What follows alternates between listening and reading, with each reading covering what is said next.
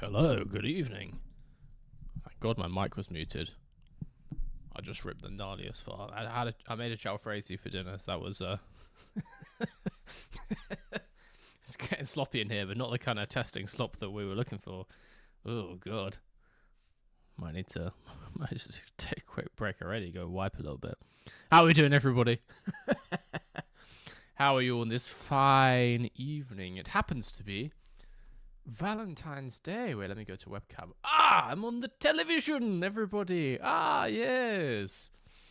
How are we doing, guys? It is Valentine's Day. But for those of you who are not doing anything, it's... Why is that not coming out my headphones? What the hell? What's going on there? I was gonna make a pun with Mr. V, but I realized that's still Valentine's Day. So we're gonna call it Valentine's Day, but now the V stands for Mr. V. It's thoroughly confusing. But that's just what we're doing. But anyway, I thought we'd hang out, have a little chat about the first week of Bahrain testing in Formula One, see what's been going on in the wide world of Formula racing. And by that I mean just for actually no, because also I was looking up about the oh God, what is the event called? But anyway, I was looking up about the IndyCar Washington DC race yesterday, which only got announced like a week ago or like 2 weeks ago. That's an absolute nightmare scenario. My God, if I was like a proper IndyCar creator, that would be mental. Are you going to play any more F125? Yes! That's why it's in the title of the stream. I am. I thought we'd have a chat about testing first. Hello. See if you guys have any questions, see what's been going on. Walther! Oh yes, my Valentine, Mr. V, drooling face emoji. I didn't read out the other emoji, which happens to be the eggplant. Yes. Very good. I'll be your Valentine, Walther. I'll be your Valentine today. Yeah, sorry, I thought we would talk about testing for a little bit and what's been going on, see if you guys have got anything to chat about. And then we'll do some F125. I will continue my single-player controller career because, as you guys will have seen last time if you watched, I am maybe the most gifted controller player in the history of the F1 games. I've also misplaced the controller.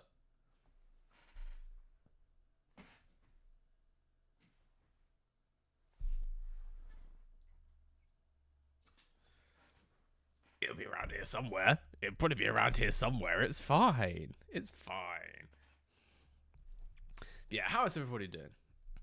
What do you think about what Max Verstappen and Alonso said about the 2026 regs? I've seen, obviously, the drivers have been complaining quite a lot. Why is my chat window so big?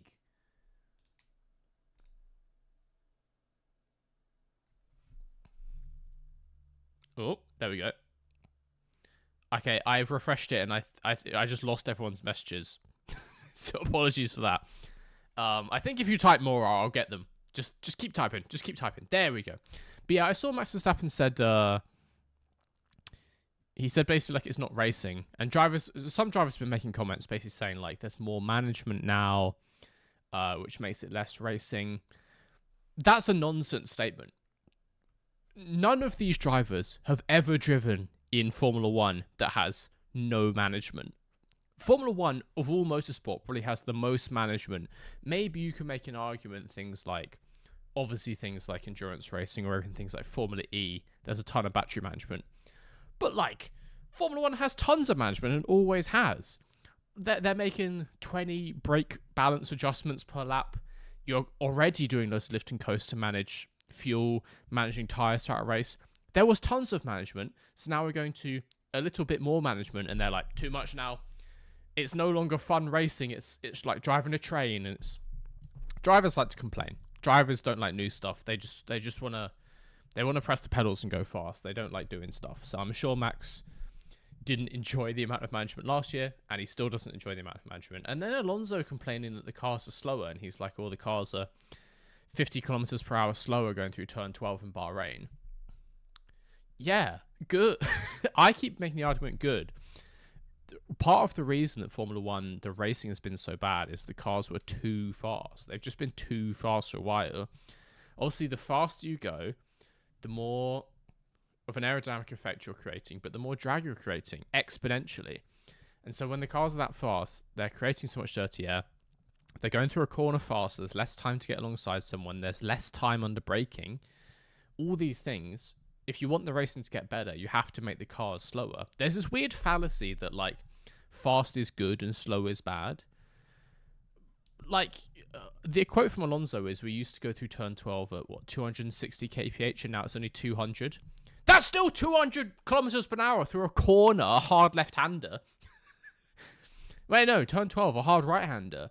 Like, bro, that's still really fast. That's still the fastest that any car in the world is doing that, basically. So the drivers just love to complain. But I personally still think these regulations look like they're going to be good for racing.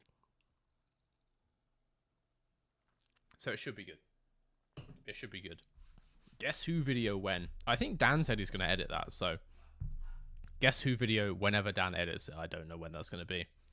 He was on holiday, and I guess he's just catching up with his schedule again now, like his own videos, which is the thing that I need to do that I've been trying to do recently. It's not going great. Play Persona 3 Reload. It's not the most racing related game. Like, it's probably a great game. I've never played any of the Persona games. I'm sure it's fantastic. I've seen them, and I would like to be honest. But we're gonna do some racing stuff. Burnout stream. Ooh. Which Burnout is the question? I'm a big fan of Burnout Paradise. I've played through that game multiple times. That's one of my all-time favorite games. But what's the one immediately before Paradise? I can picture what the box art looks like, but I couldn't tell you what the subtitle is. But anyway, those would be really good for like a 24-hour stream, actually. Fantastic games. Maybe that's what I should... Maybe that's... If I'm going to do a marathon stream, and I still need to do my 100k subscribers marathon stream, even though we're now at like 130.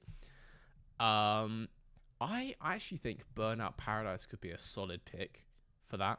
I was planning to do Simpsons Hit and Run, and then when they released the Futurama Hit and Run, I was thinking I'd do that, because that's all driving related. Like, it's running people over with cars. Like, that's what motorsport's all about.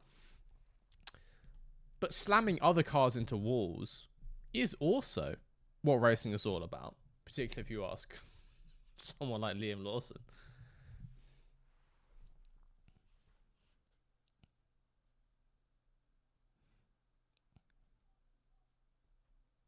F1 Manager 24? I mean, I have F1 Manager 20. I have all of them, I think. When they start 22, I have most of them. They're good games. I think we'll do another series of that at some point. There's not going to be another one, so it'll be F1 25 again. F1 Manager 25. Do I worry about how they will display battery levels to us in Formula 1? I don't worry. I'm curious how they'll display it. I will say,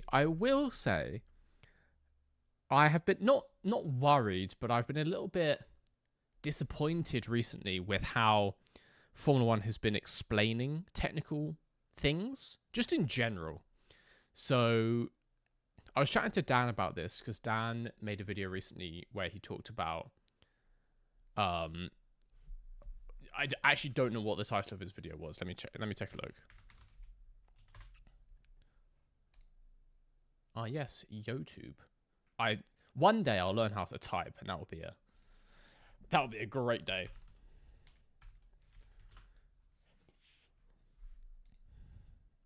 So it was quite funny. Dan made a video where he was talking about like technical changes to the thing, and his video is called "So F1 Lied About DRS," right? See if I can show you guys.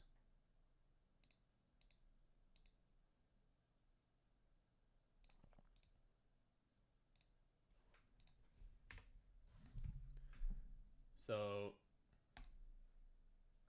this video.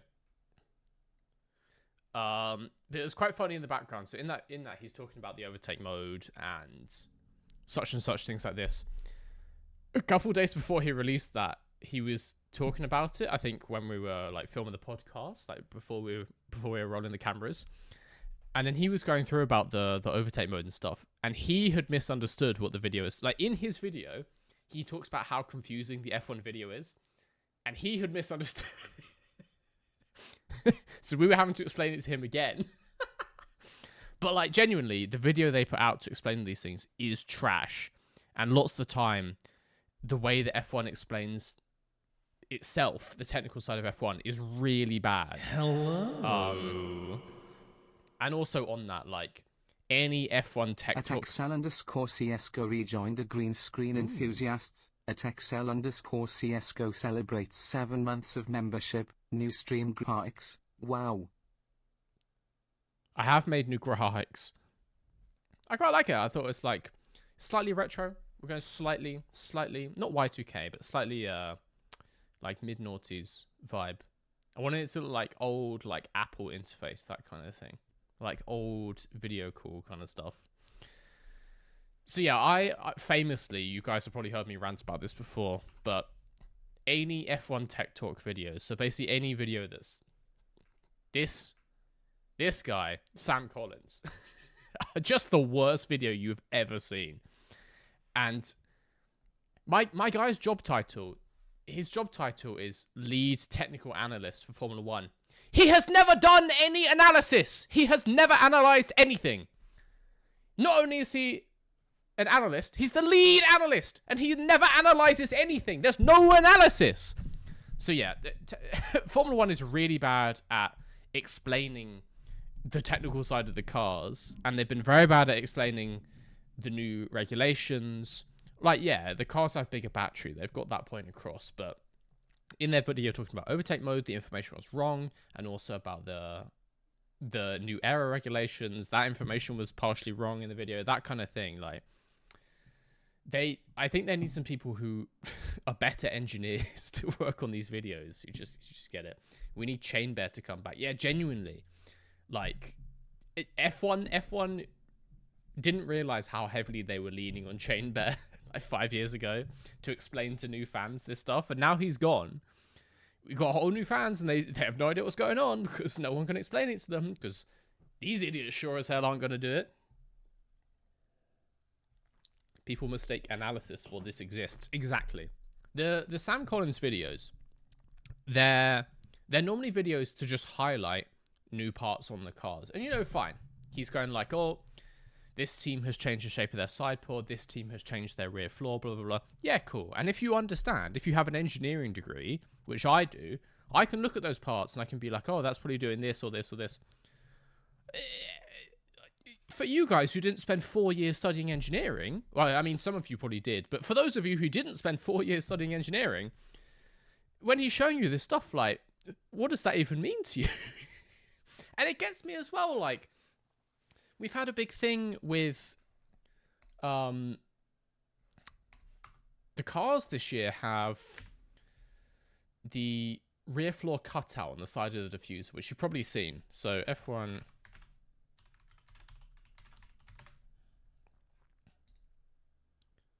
Let me get a good picture of what I'm talking about. But it was like a big thing, particularly in the Barcelona test they were talking about for lots of the teams. Just basically a hole.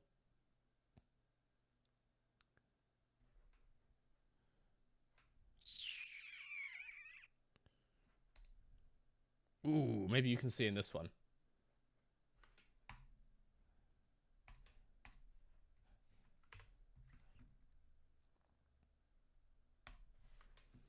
So, like, it was a big thing that was talked about quite a lot.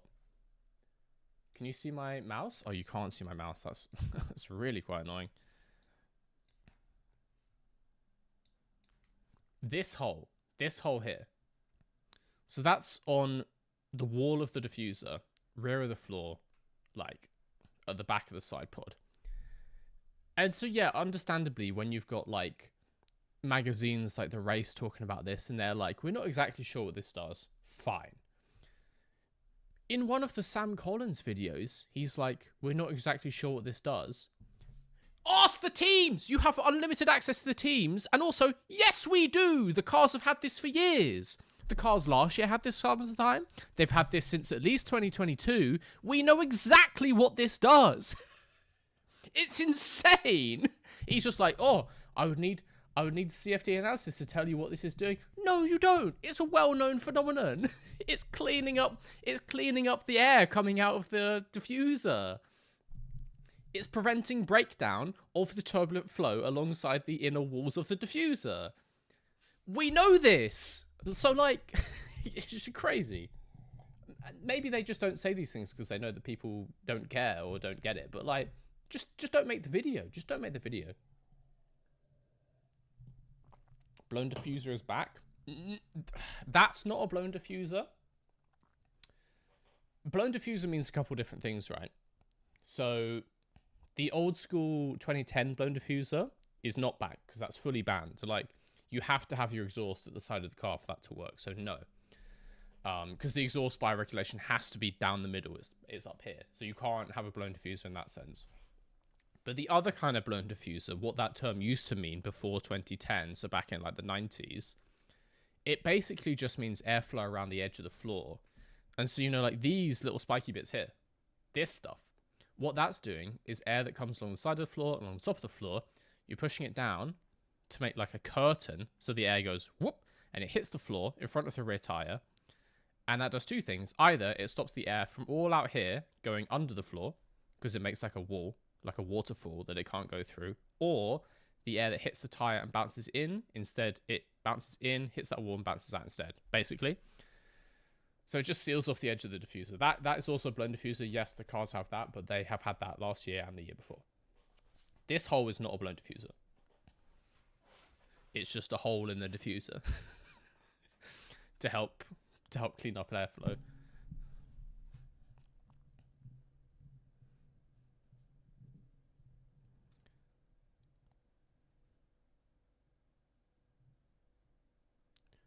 There's some things they just don't communicate much about implications. How without an MGUK, they don't have a passive power source to spin the turbofan while on the starting grid. Yeah, true. That's the thing. That's what analysis means. It means taking it one step further. You can say the cars have this, the cars have a bigger battery. Okay. And therefore what? And therefore how does that change things? That's the step they don't get into lots of the time. So I'm sure lots of fans know it's new engines. It's slightly smaller cars. We don't have DRS. We have active aero. They know this, but like Formula 1 has done a very bad job of explaining, and therefore that's changes the sport in this way. So yeah. But going back to the question from way before, do I worry about how they'll display it on screen? Not worry. I think it'll be interesting. I'm assuming they'll try and not look exactly like Formula E, showing like full battery state of charge. Also be a bit different. Like it's not like in Formula E where you start at 100 and you're kind of going down to 0, because it's a series hybrid, right?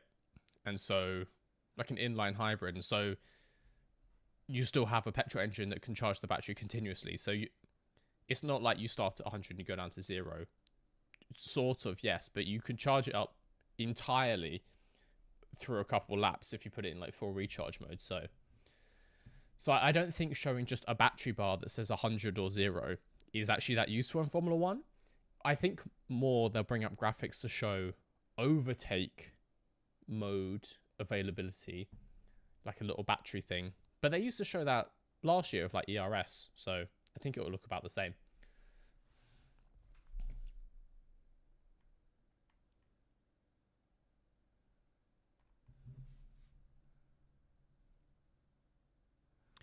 Is battery level public data that all teams have live access to the entire race? I don't know. It'll be in the regulations, whether it is or not, but yeah, I have no idea. I guess you could kind of derive it. If you know roughly how powerful someone's engine is, then just from like their speed around the lap, you could kind of work it backwards and figure out how much battery they've used. I don't know.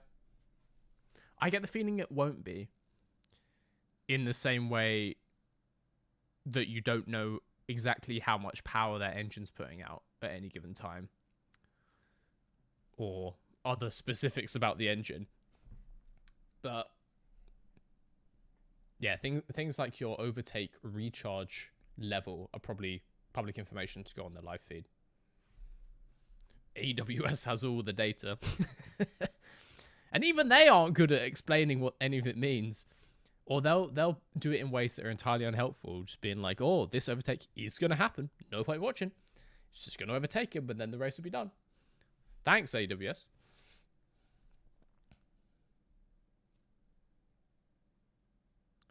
Could we go over Aston Martin and all their stuff?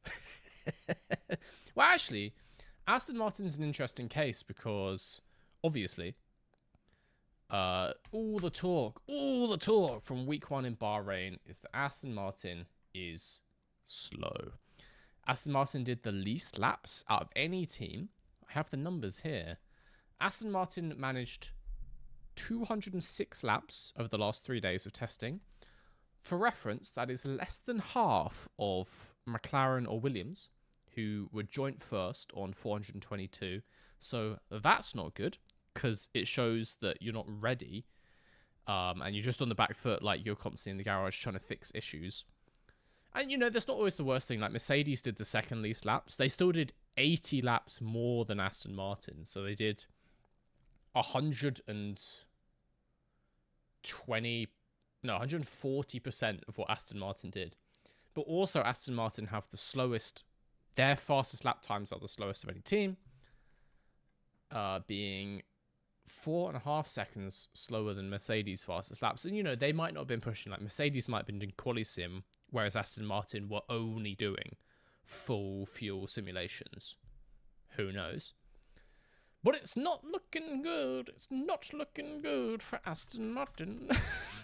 But I firmly believe that's just the engine, because the overbody on their car, the aero of their car, they have probably the most weird stuff on that car. They have the most, like, strange little innovations by the look of it. Or it's up there, like, other teams, let's say Cadillac, the newest team, their car looks really basic. Aerodynamically, super basic. Just there's just nothing there. It looks like the F1 renders from, you know, last year to show what the cars would look like. Aston Martin has tons of weird stuff stuck on the car. So I wouldn't be surprised if aerodynamically they're maybe the most advanced of all 11 teams. But they just have the worst engine, like, by a long shot.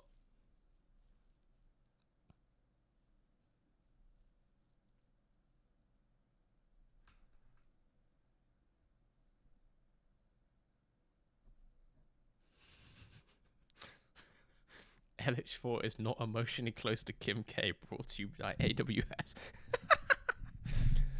What's your opinion on Ricciardo and Verstappen going to Bathurst 1000 because Verstappen has shown interest? I find that unlikely, honestly. Just because it's such a dangerous race. It's such a dangerous track and such a dangerous race. So, no. I can see him doing some more Nürburgring series races this year, but not much else. Just because, like, the insurance, like, anytime you get in a in a car, you have a chance of crashing and, like, breaking your arms. And so, yeah, I understand Max Verstappen wants to go and do more stuff, but Red Bull is going to be like, Max, we signed you to a contract to drive this F1 season. So if you go to Bathurst and slam into the side of the mountain and break your leg, then we're a bit screwed over here. So, like, please don't do that. So, I mean, obviously the Nürburgring is not exactly the safest racetrack in the world, but you can see them allowing him to do some smaller series. But yeah, I can't imagine him doing too many other things this year.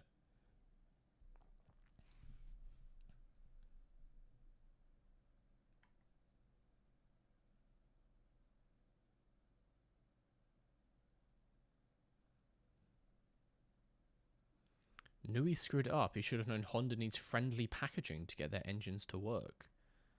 No, they just need a faster engine. The engine's not slow because of the car around it. The engine's slow because it's slow. Let's not make any mistake here. Engine is an engine, bro. Like, it's got a big air intake. It's connected to the wheels. Like, it's not like the engine is refusing to spin because the radiators are, like, 3% too small. I mean, obviously, like, cooling issues would cause an engine to be worse, but you can fix that pretty easily. So, no, like, the engine is mostly independent of the car it's pushing. Like, obviously, you have to package it well. And that affects the car. That affects the weight distribution and stuff. But that you can't make the engine worse, really, unless you, like, don't have any air intake, that kind of thing.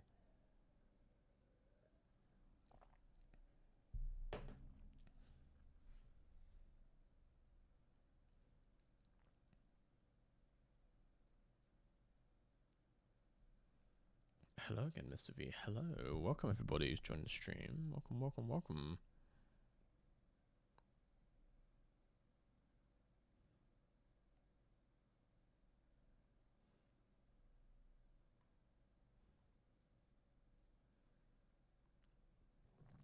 Engine is slow because Honda ended their program and then restarted it.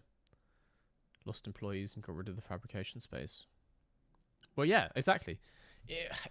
I can understand how it's confusing because we had Red Bull Honda and now we have Aston Martin Honda. And so it kind of feels like Honda's always been here, so they should know what they're doing. But this Honda, Aston Martin Honda, imagine that's a completely new engine in the same way as Audi. And if anything, might be even more new than Audi, because, like, at least Audi knew that they were taking over Sauber years ago, 4 years ago. And they've been slowly increasing their involvement in the team. They're obviously developing their engine in the background. You have to imagine that Audi potentially were working with Ferrari a bit, because obviously Sauber had a Ferrari engine up until the end of last year.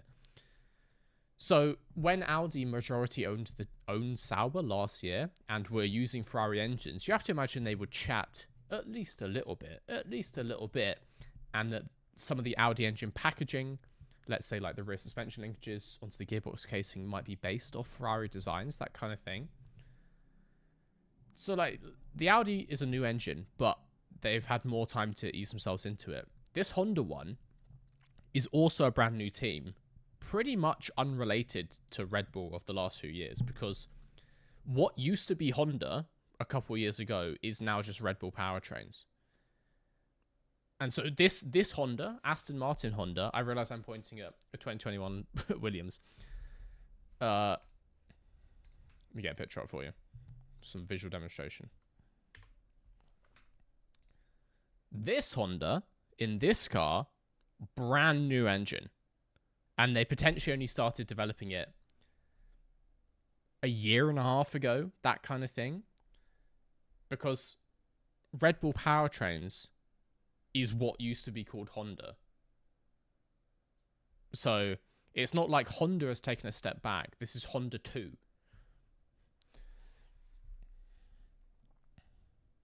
And that's the same thing that happened to McLaren back in the mid-2010s, because they were the first team that had that engine. And so the team just had no idea what they were doing. It took them years. Like, that engine wasn't anywhere near competitive until 2020. Like, obviously they had a win with Red Bull in 2019, I want to say. But not like competitive until actually like 2021. So it took them like 10 years. Almost, well, 7 years. GP2 engine 2. Honestly, GP3 engine. Straight up Formula Regional engine. Alonso's going to be sat in that thing wishing he had an F2 Mechachrome. Wishing he could have an engine failure. Because at least that would mean he's in the race and has got off the start line. I assumed Honda would hold the IP. Well, Probably not. I don't know the exact details, but it was all weird. And I maintain that Red Bull was doing some weird stuff with Honda because, like, up until 2018, up until 2017, when Honda was with McLaren, they were just straight up bad. They were just straight up bad the entire time. Obviously, 2018, they were then with Racing Bulls as like a 1-year tester before then full Red Bull took on Honda as well. And quite quickly, the Honda engines got a lot better up until the point where just a couple years later, they're winning multiple races a year. And in 2021, they didn't take home the Constructors' Championship, but they could at least win a Drivers' Championship. So, like, they went from 2017 McLaren, who were, what, the 7th best team? Maybe, what, like, 9th best team in the Constructors? To 4 years later winning the Drivers' Championship. So, like, that's pretty rapid development in a time when engine development is quite limited. I believe that as soon as Red Bull was involved with Honda, they started doing some weird illegal stuff. And they obviously did some weird stuff where Honda announced they were leaving the sport, and then they came back, and then they announced they're going again, and Red Bull Powertrains was formed. But then Honda said they were coming back, and then it was Red Bull Powertrains Honda. But because of that, there were meant to be multiple design freezes, and there were like design...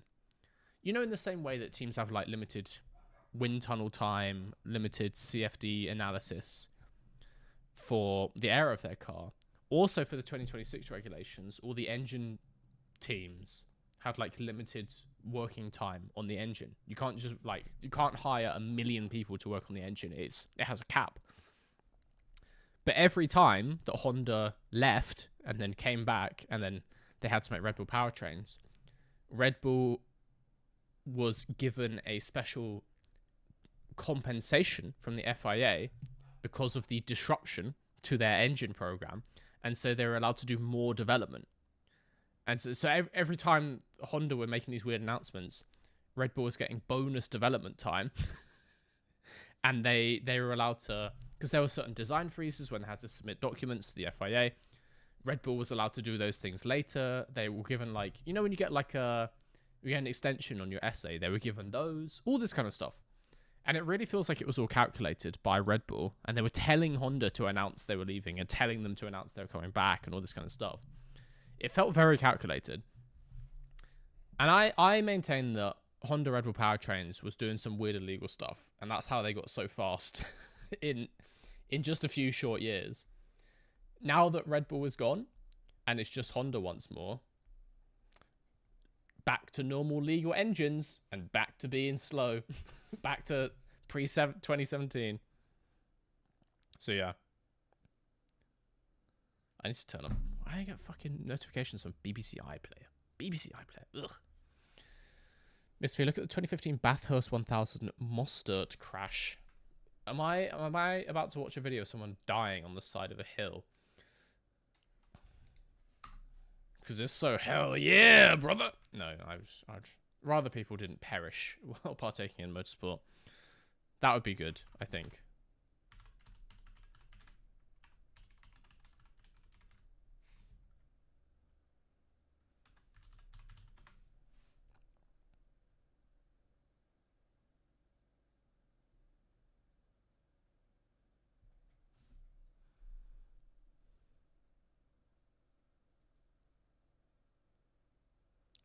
Can I just check?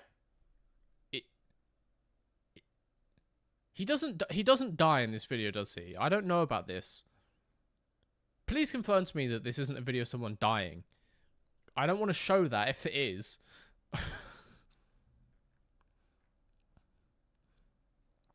None of these say like fatal crash, which is good. That's a positive. But there's a video title here that says "The Mountain Claims Chaz Mostert," and that's the kind of language you would use when someone's killed.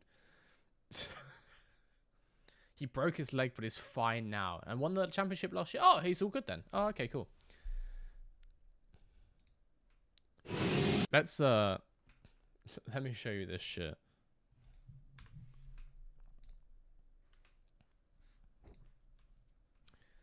I'm sure if I only show like a little bit of a YouTube video, it's not going to get my entire stream taken down. Oh, big moment, a massive moment for one of the Pepsi Max cars. Into the wall, out of business for Chaz Mostert, the reigning champion, has had a monumental crash. This will be a red flag. This is what they don't want to happen to Max Mostert has had a terrible accident at the top of the hill. A shocking accident that's written this car off. That's pretty gnarly, to be fair. I mean, if he got out of that with a broken leg, because he just went straight head first into a Marshall post as well. Was that Marshall okay, or like a photographer post? That's just a wall. That's just a wall. This is why Max Verstappen is not allowed to race at Bathurst. Look at that post, man. It just gets like ripped off. Look! There's two guys in their little shed having a nice time, and then suddenly... It looks like all the guys get away unharmed, but there's 3 of them in there, and like 2 of them get absolutely flung. I hope they're doing alright, because if you're in a car crash, always better to be inside the car than outside of it. Oh, big moment, a massive moment for one of the Pepsi Max cars. Into the wall, out of business for Chaz Mostert, the reigning champion, has had a monumental crash. It's pretty nasty, that. So yeah, that's why Max Verstappen will not be racing at Bathurst anytime soon. There is no insurance company in the world that is giving a policy to the best F1 driver. The most expensive race driver in the world.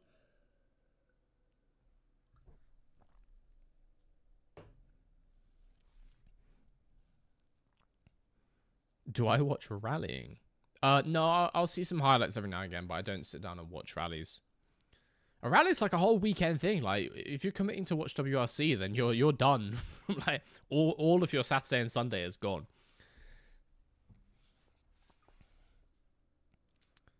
So no, I'll watch some highlights sometimes, and I'll see if there's any like major incidents. I'm sure that will come across my like social media feeds, but no, I don't. Those walls are concrete too in Bathurst. Well, yeah, because the car has to stop, otherwise it's flying down the side of the hill. It's a big old mountain. It's called the mountain for a reason.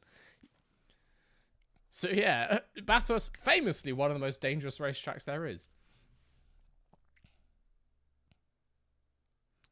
Oh, the guy who asked to see the video got ads. Sorry. We will look, I'll show you again. I'll say my reaction. Look. This is why no doot Max Verstappen in any kind of race like this. Oh, big moment, a massive moment for one of the Pepsi Max cars. Into the wall, out of business for Chaz Mostert, the reigning champion, has had a monument. Oh, not the rally question. Well, yeah, again, I'll say no, I don't regularly watch rally. I don't really watch any motorsport, all of it, except for Formula 1. Like, I'll catch F2 races if I'm home Sunday morning, or F3 races as well. I'll catch IndyCar if I'm awake and I'm not working at that time, all that kind of stuff. But I don't closely follow any of the other series. I don't watch every single race, and I'll see highlights of like random stuff that's going on. Like, I was watching earlier this week, I was watching, oh my god, I'm going to say his name wrong. Kalle Rovanperä. I was watching one of his races in F Regional Asia, East Asia, just to see, because obviously there's a lot of hype around that kid. 2-time Rally World Champion. He's like 24. It's just the worst feeling ever when you see someone really successful and they're significantly younger than you. Just awful. Just horrible. What's my day job? This is my job, man. I'm a full-time green screen maniac. But yeah, I'm able to make YouTube work as like a full-time income, which is quite nice. Very lucky indeed. What new locations would you like to see F1 go to? I don't know about new, as in like brand new locations. I think my first picks would be going back to some places. Honestly, top of the list would have to be Portimao. I'd love to have a German Grand Prix back. I've said before as well, I would quite like to have a race somewhere in Africa, just to have a race on all major continents. And then it's truly a world championship. Like, I'm not making the argument that F1 is not a world championship. It is, but it would be nice to have that representation. Sepang, yeah, Sepang's a good track, but at the same time, yeah, Sepang is a good track. I'm not going to argue with that, but I don't know. I feel like culturally for the sport, it would be good in the sense that the racing is good most of the time. It's not like it's the best track that's ever been. It's not like it's like head and shoulders clear above the rest. Like, it's a good track, but we're looking at it with nostalgia. Let's not mistake. But as well, I don't know. Like, there's other places where I think the representation would be better, and part of the reason places like Malaysia are no longer on the calendar is because not enough people went to watch the races in person. Like, they're in countries where the local support is not strong enough for the event to make money, to make a living. I mean, it doesn't help that Formula One, F1 media charges, like, particularly some of those international races, so much money to host a race every year, way more than the European ones. And like, the European ones make more money because they've got so many local fans are willing to come and pay more per ticket. So lots of time outside of Europe, the only time the race can afford to go ahead is when the local government is footing half the bill.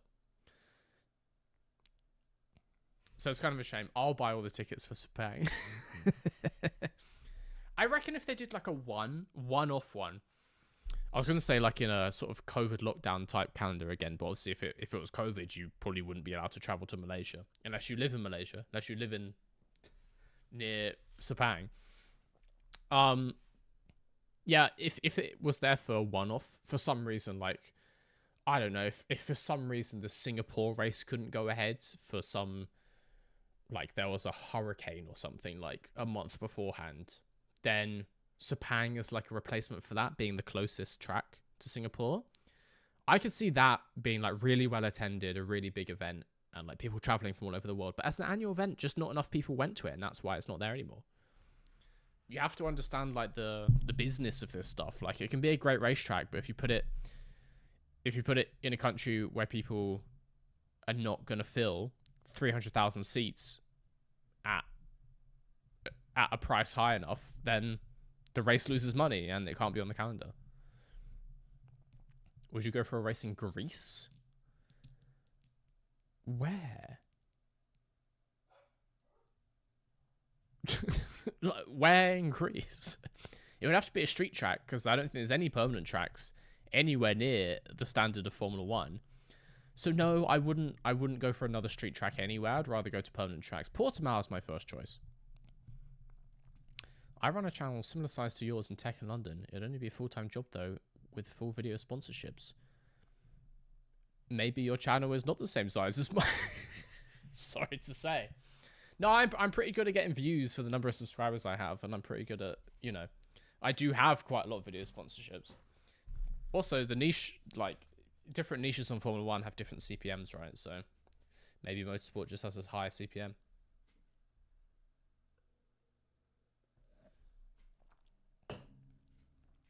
Also, there's lifestyle creep. It depends how much money you need every month to live on. Would you like a race in Kenya? Again, where? Where in Kenya? There's probably not even a grade 2 track in Kenya. Probably not even a grade 3 track in Kenya. So where in Kenya? Yes, you could put a street track basically anywhere, sort of. No, I'd rather go to Kyalami. If it's going to be in Africa. Mr. Kimi Raikkonen asks, would you go for a race in Iraq? What's this? Kimmy, interesting question. I would love if there wouldn't be races in countries that prohibit some fans from visiting the race, Saudi Arabia, Qatar, USA, etc. I completely agree. Like, I still think it's indefensible to race in any country that, you know, where it's a crime to be homosexual. Any country. I mean, when we started racing in fucking Saudi Arabia, women weren't allowed to drive in Saudi Arabia. I'm pretty confident. That's insane. You can't run Formula One and put up all your We Racers 1 banners and then go to a country where like pride flags are back and there's no equal gender rights. It's just ludicrous. So yeah, I completely agree. I think there should be like a minimum standard of,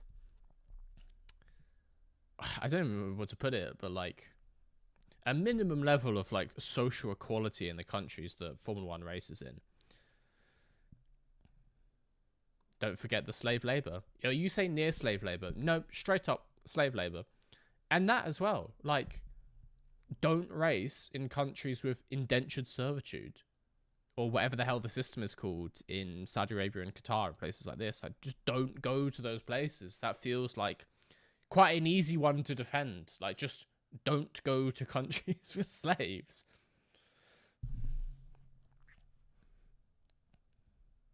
Like, I understand that the concept of human rights is different in different cultures, and like different parts of the world think things are and aren't important. Yeah, fine. But like, yeah, if your country is built on slaves, now, loads of countries were built on slaves many years ago. You can go now to Qatar now and see these people who have had their passports taken away, who are like living in all these like squalid shared accommodations. You can just go there, right? It's like not a secret. So yeah.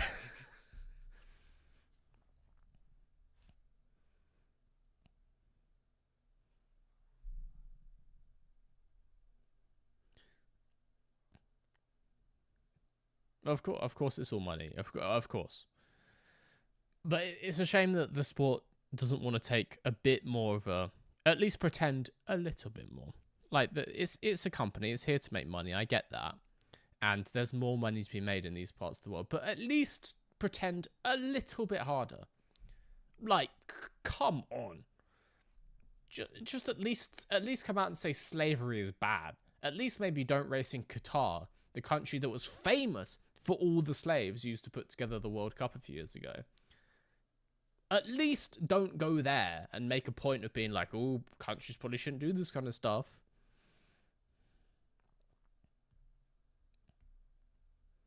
So yeah.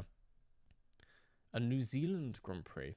You know, I don't hate the idea. New Zealand has no tracks that are anywhere near big enough for Formula One, but the tracks they do have, while they would be very silly for Formula One, would be really fun. When I made the home race calendar video, basically all of the tracks, I think they're all grade 3, all of the potential tracks would have been hilarious for Formula 1. They're all like way too narrow. But I wouldn't mind it if someone announced it. I wouldn't mind it. Thank you for the cheer, Walter, by the way.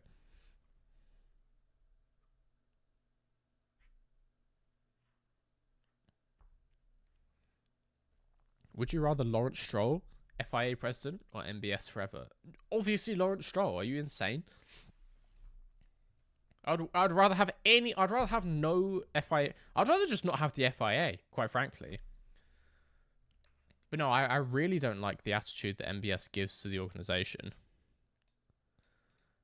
I was rewatching today the clip from the prize giving ceremony in 2022 or 4. The one where he's on stage with Christian Horner and he's like, you'll say that the FIA is controversial in Japan because the FIA, but the FIA didn't do anything wrong. It's like, shut the fuck up. He has this like horrible defensive way of going about things. He has a very antagonistic way of reacting to, you know, media criticism. The job of a leader, like the president of a organization like that, is to be criticized. Like, that's the whole thing. Why is mic volume really low? Oh, good question, actually. It is quite low.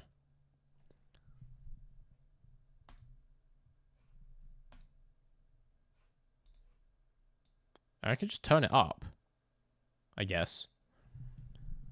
I feel like it's peaking too low, though. It's like it's clipped in somewhere.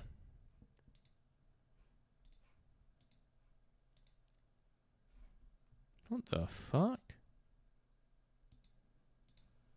How's that? How's that? Ooh.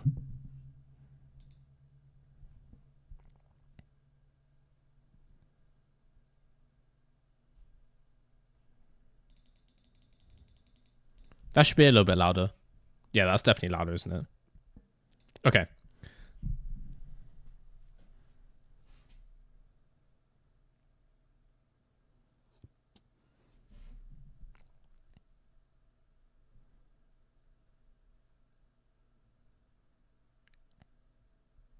Job of FIA president is the same as any other sports league commissioner. They're the bad guy instead of the team owners. Yeah, I mean, yeah, largely, like, you are the kind of the police, right? You're the people who set the rules and enforce the rules. You are always tending to be the bad guy, and like they have to make business decisions. I get that. Like you can have fans saying, "Oh, we want to have more races in such and such country," and so if you have to be the person to be like, "Well, no," then like you're gonna make someone unhappy. But that is just the job of the FIA president. You have to accept the fact that whatever you do, someone's going to be unhappy and you're going to have media writing articles about you, and you have to just accept that and just take it, not go out there and be like, actually, you're all stupid. I'm the best president the FIA has ever seen. The FIA is fantastic and we've never done anything wrong. So, yeah, he's just a dumbass. He's just absolute dumbass.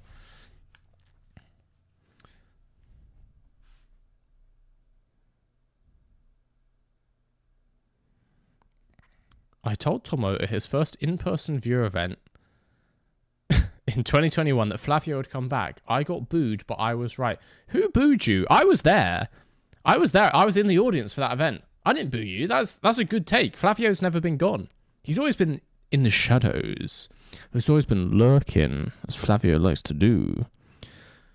You may reduce the amount of Flavio, but it's never zero. He's never gone for good. Was that really 2021? That can't have been that long ago. The Tomo Live event. That's horrible to think about. I swear it was more recently than that. I only asked because potentially soon you might see an announcement of another live show from maybe myself and 4 other creators who happen to be in some kind of group project channel. Who knows? But yeah, so I was like looking at how Tomo and Aldis did it for their one. I'm sure it wasn't 20. That's horrible if that was 5 years ago.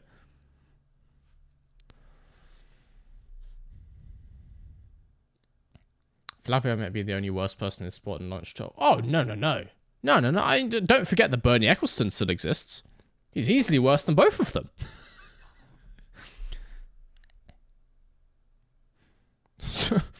So no, be careful about what we say here. There's far worse people involved in Formula 1.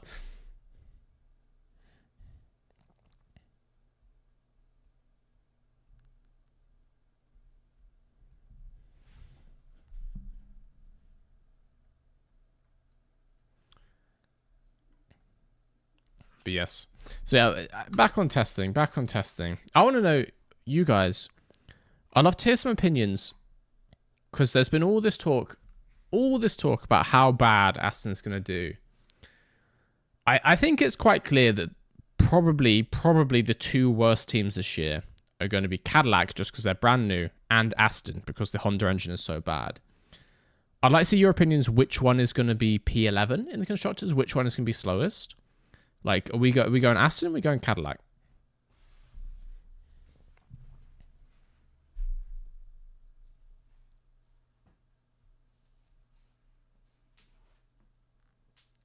Cadillac? Audi? No. How dare you? Cadillac, Aston. Please, Aston's sandbagging. Ain't no sand in those bags. Those bags are filled with helium, it is not helping. Cadillac P11s, they get the #1 pick in the draft next year. I feel like some American fans have mildly misunderstood Formula 1. Caddy. What's this? Alpine? I think Alpine's going to be significantly better this year. Senior V, I've had 7 pints coping with how bad England are at rugby. This message took 2 minutes to type coherently. Help, say Lewis will win his 8th. Thank you, Ben, for the super chat. 7 pints is just a warm-up, man. If you want to cope with something, you need to at least get to double digits. Like, it's not pussy around here. I didn't even realize that I don't follow rugby at all. I didn't realize anything had happened recently. Lewis will win his 8th. You know what? I think clearly the favourites have still got to be Mercedes. And lots of people are talking about Red Bull potentially being favourites or second favourites. I still have a lot of faith in Ferrari.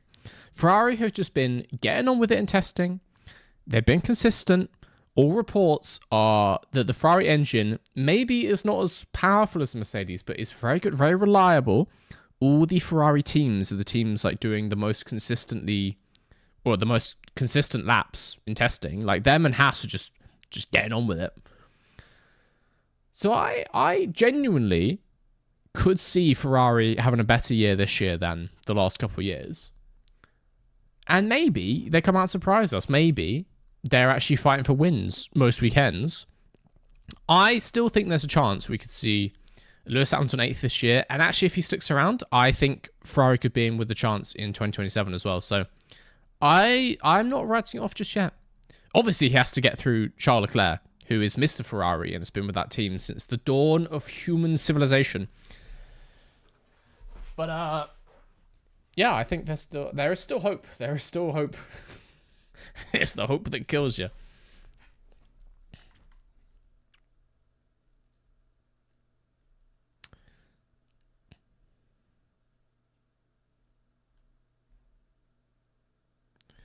I think quite a lot of Astons. Aston, likely starts at the start, probably has the most gains to make in the short term. Cadillac will have the logistical challenges that they still have to figure out. Yeah, for me, that's partly it. Like, even if we get to the first race and Aston is way down on power, Aston has so many more facilities around them, so much more like drive. They've got so much more money, all this kind of stuff. The Aston, wherever they start from, will clearly catch up more throughout the year. What is this, Ben? No. I have a litre of vodka, don't tempt me. We were awful against Scotland, and if Ferrari are bad, I might get liver damage. Ben, no, let's stop there. You maybe have like one more pint, and then we're going to gut you off. Get barred. All right, fine. I don't follow rugby, and it sounds like maybe I shouldn't. No, but genuinely, I do think Ferrari's going to have a good year this year. I'm not a Ferrari fan, like I've got no stake in the game. Just looking at it objectively. Able to bring an upgraded engine? If so, do you see them turning it around, or is there no hope for Aston at all this year? There's things they can do. All the teams are developing their engine. Honda can make improvements, but obviously at the same time everyone else is making improvements. But I just feel like there's a lot more support there.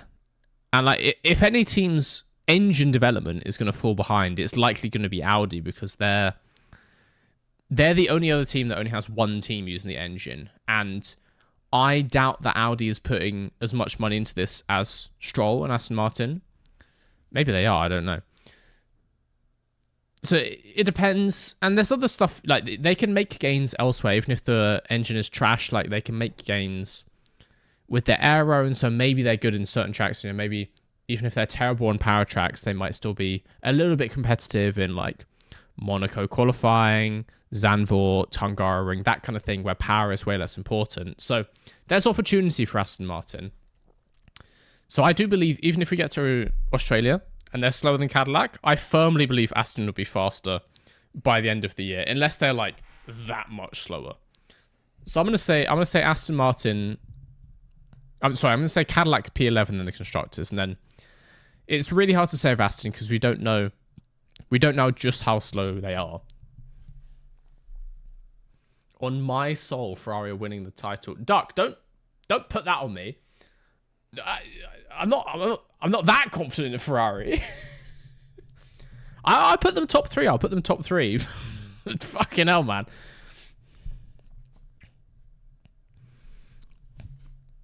But yeah, Anthony, thank you for the super chat as well. But I see Aston doing like a lot. It can just really depend on that Honda engine. But now that also they are like the Honda engine works team, they can also start chucking the Stroll money at Honda, at the Honda engine thing. So yeah, I could see them making significant improvements throughout the year. How is Caddy still 11th? Because they're a brand new team. They have four hammers in their warehouse, and that's it, dog. What part of this? Aston Martin is an enormous organization with like 1,000 people, their own wind tunnel, like some of the best team management in the sport. Cadillac is like 3 men in a shed in the car park of Silverstone. They're literally over the road. Like their building is like 5 times smaller. I don't understand how you think Cadillac could be anywhere near competitive. They're just like so much smaller. They just don't have the resources. Cadillac are the kind of team where if they ever crash in practice, they won't be able to take part in qualifying, so they'll have no more front wings. They're not idiots. Yeah, they're not idiots, but they don't have any CNC capability. They don't have the capability to iterate on designs that much. Just you watch. We shall see. But I do believe it's looking like the Ferrari engine is looking really good and it's looking reliable. So I could see all the Ferrari teams having a chance, let's say, of picking up points in those kind of races when we get like 8 DNFs because everyone crashes into each other in like a Hungary 2021. Or, you know, everyone has an engine failure because it's like a particularly hot day in Qatar or Monza or wherever. I could see the Ferrari engine being the most reliable and that helping out all the Ferrari teams. I can see Haas being like best of the rest. I can see Haas being like 5th best team, 4th. 5th best team. I can see that happening. I'm not saying it will, but I think there's a good chance. Like Haas have had just a really quite confident, quite like a quiet testing, done absolutely tons of laps in the last few weeks. So yeah, how will McLaren do? I mean, it's hard to predict McLaren to be anywhere outside the top 4. My prediction would be McLaren 4th in the constructors from everything we've seen. But again, it's so hard to say. And if the Mercedes engine is as good as people say, and they just like have much better regeneration and deployment, then McLaren and Mercedes will be clear 1-2. If the Red Bull engine is the best as people say, then McLaren definitely won't be any higher than 2nd, and there's nothing to suggest that McLaren are going to be better than Mercedes, so I can't see McLaren being any higher than 3rd. And I do think Ferrari are going to be above McLaren as well, so I'm going to put McLaren 4th. But yeah, it's so heavily dependent on the engines, and we're just not going to know until Australia. And actually, we're not going to know until the first couple of races. So we won't have a good idea until maybe 3rd round, like Suzuka, that kind of thing. Out of Domino's, Taco Bell, Mackey's and a kebab. Which are you picking? Totally won't influence my takeaway decision. It depends on the time of day. If we're talking now, I wouldn't get a McDonald's now. Like, McDonald's is lunch food. McDonald's is midday food. McDonald's is like a small meal. But it's good for like a small cheap thing. So I get like a wrap of the day, just like a quick thing. I would probably honestly go Taco Bell out of those 3. Taco Bell is obviously a bit weird in the UK, but lots of the menu items are really good, genuinely. Get a doner is best when drunk. Found the German. It depends how good your kebab place is. Like if you got a solid one, then yeah. I'm a vegetarian now, so I can no longer have doner meat, whatever animal it may be from. But you know, a good kebab place that can do me like a solid falafel wrap is some of the best food you're ever gonna get. Garlic sauce, maybe like a hint of spicy sauce, like a 2-to-1 ratio, 2 squirts garlic to 1 squirt spicy. Love that stuff. So like falafel wrap, tons of hummus inside there, is top tier. But if you don't have a good kebab place, Taco Bell. I wouldn't recommend a Domino's to anyone. The kebab is solid. Mate, I think you know the answer then. It sounds like you've answered your own question, doesn't it? Sounds like there might be a subtle bias in your reasoning. Mate, I live for garlic sauce. I live for just garlic, full stop, end of sentence. Garlic and ginger. If those if the two Gs didn't exist in this world, I would have ended it years ago. There's no point living otherwise. Every single meal is filled with one or both of those two things. Every single meal. Would you like a race in Zambia? Oh, fuck's sake. I mean, if you were to pick up Silverstone or Sepang or, a really good racetrack and put it in Zambia, then yeah, absolutely. I would love a race in Zambia. But there's no good tracks in Zambia, so no, I don't want to have a race in Zambia. I just want to have a race on good tracks in a place where lots of people are going to see it and there's a good vibe. Onions also, well, of course, yeah. Let's not turn this into a cooking stream. My wife is allergic to ginger. I hate to say it, but What's this? there's good reasons and bad reasons to get a divorce, and that's a solid one. What is the reaction after seeing Aston Martin being 4 seconds slower than the cars that are 4 seconds slower of the cars of 2025? Thank you for the super chat. Gut Parai. To be clear, Aston Martin are not 4 seconds slower. They're 4.5 seconds slower, which is an extra 12.5%.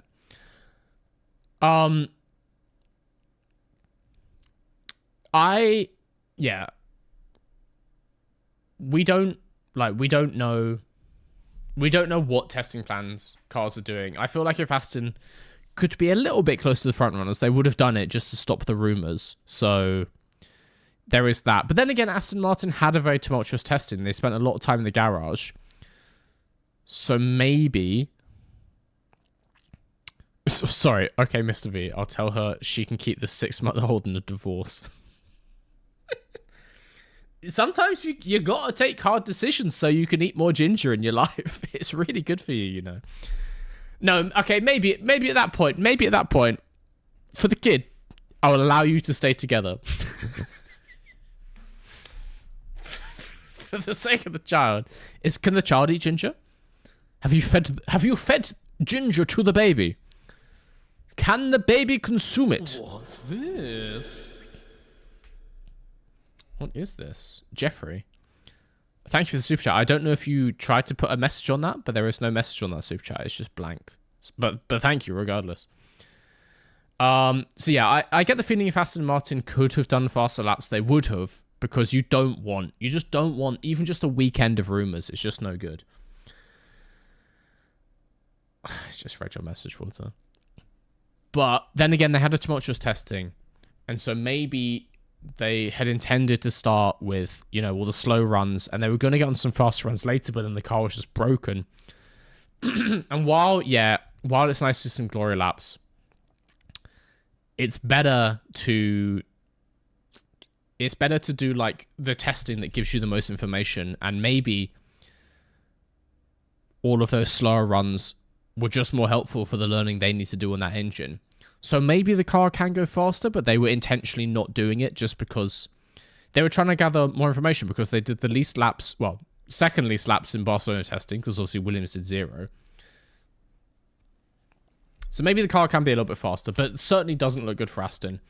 When you mention about all the cars being 4 seconds slower than 2025, I don't care. If anything, I think that's a good thing. I think make the cars slower, because then they'll race better. That's just basic physics. Would you like a race in Latvia? Yeah, you know what? Yeah, that'd be cool. I'd like to go to that part of the world. So yeah, give me a race in Latvia. I don't care where. Little street track in.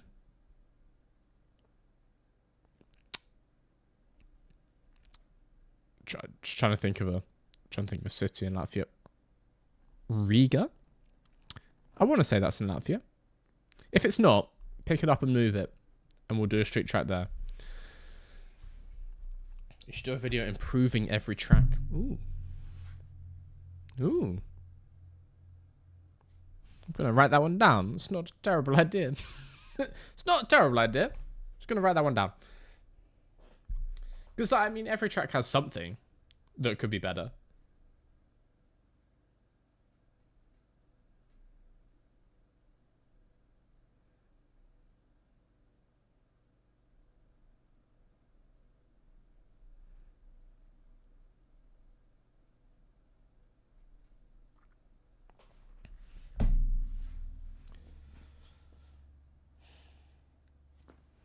you like to see a race at Motorland Aragon? No. Straight up hard no on that one. Bad track for F1.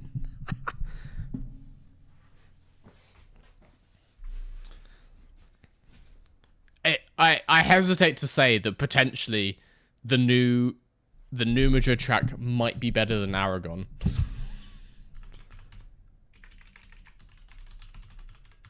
It's too small, I want to say as well. How long is it per lap? Oh no, 5.3 kilometers. Actually, maybe I take it back. Maybe it'll be alright. I think I was thinking of somewhere else. What the fuck was I thinking of?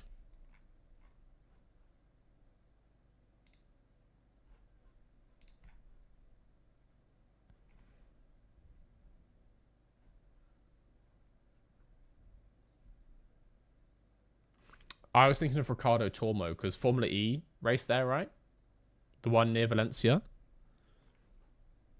That's what I was thinking of.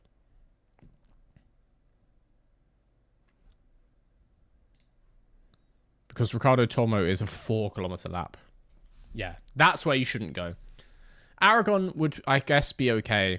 I don't know what the infrastructure of the place is like. What's this? Top 5 non-F1 circuits you'd want to see on the calendar. Ooh. When you say non-F1, you mean like has never had F1 or just not F1 now? Because those are very different answers. Because if it's just stuff that's not on the calendar this year, then it's going to be ones that were on the calendar previously.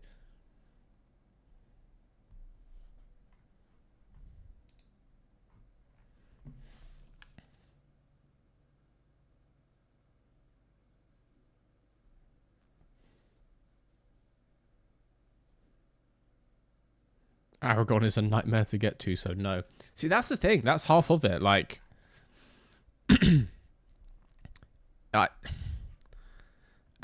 atmosphere for the race is also so important. That's why I always say, like, I like the Monaco Grand Prix as an event. The 2 hours where the actual race happens is not fantastic, but like, I like that weekend being on the calendar because the vibe of it is so important for Formula One. Like, and it's just luck if you get a good race on a good track. You can go to the best track in the world, and still it just happens to be the case that the racing that weekend is bad because, like, the development throughout the year or certain drivers are having a bad weekend, whatever. And sometimes you can go to the worst track in the world and you have a great race because all the cars like match up very similar technically for that race, or like multiple people are just having a really hot weekend, that kind of thing. So, like, I enjoy picking races for the vibe of the event as much as how good the track is. And so the race in Madrid, while obviously the track looks like trash, absolute garbage, if the event's cool, which we'll see, I'm going to it, so I'll let you know, then maybe it was a good addition to the calendar.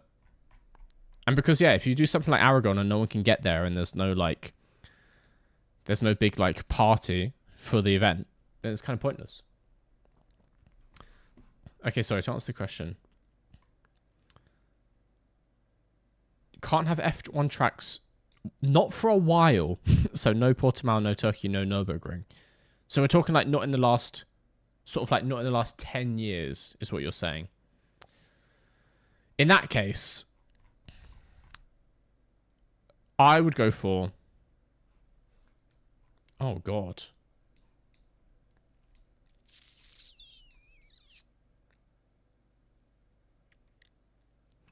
I would honestly maybe take something like a Magny Core. Well, I mean, by your definition, we probably can't have Hockenheim if that was sort of 2018.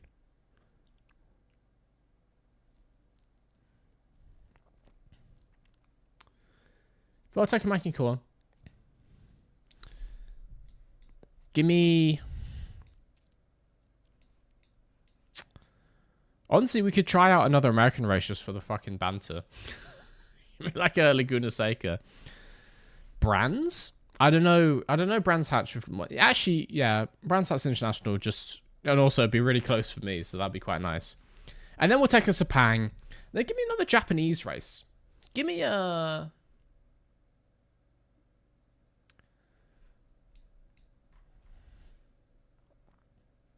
Give me like a Fuji kind of thing. Avis. As much as I would love to say Avis, it's not a racetrack anymore, is it? It's just a piece of motorway on the outskirts of Berlin. As much as I would love to go back to Avis.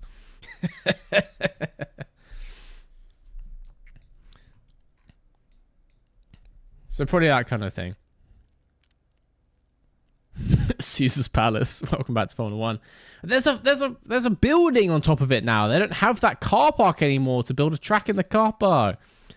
They built I don't think it's a hotel. I think it's an event center or something like that, like next to the Caesar's Palace Hotel. But they've destroyed our chances of ever having a Caesar's Palace Grand Prix again.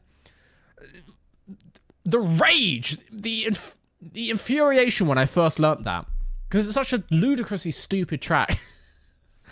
So imagine my dismay the first time I learned that we can never race around Caesar's Palace again. Streets will never forget Avis. The banking is gone. It's flat now. What's this? It's just not the same without the banking. We'll hit 12 penalty points this year. Ooh. Wait, actually, who's close to 12 penalty points? And also it depends like when they're going to drop off.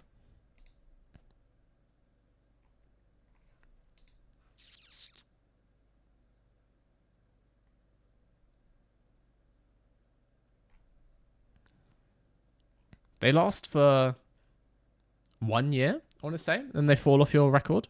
So it has to be points earned last year and you have to get them again. So it looks like we have...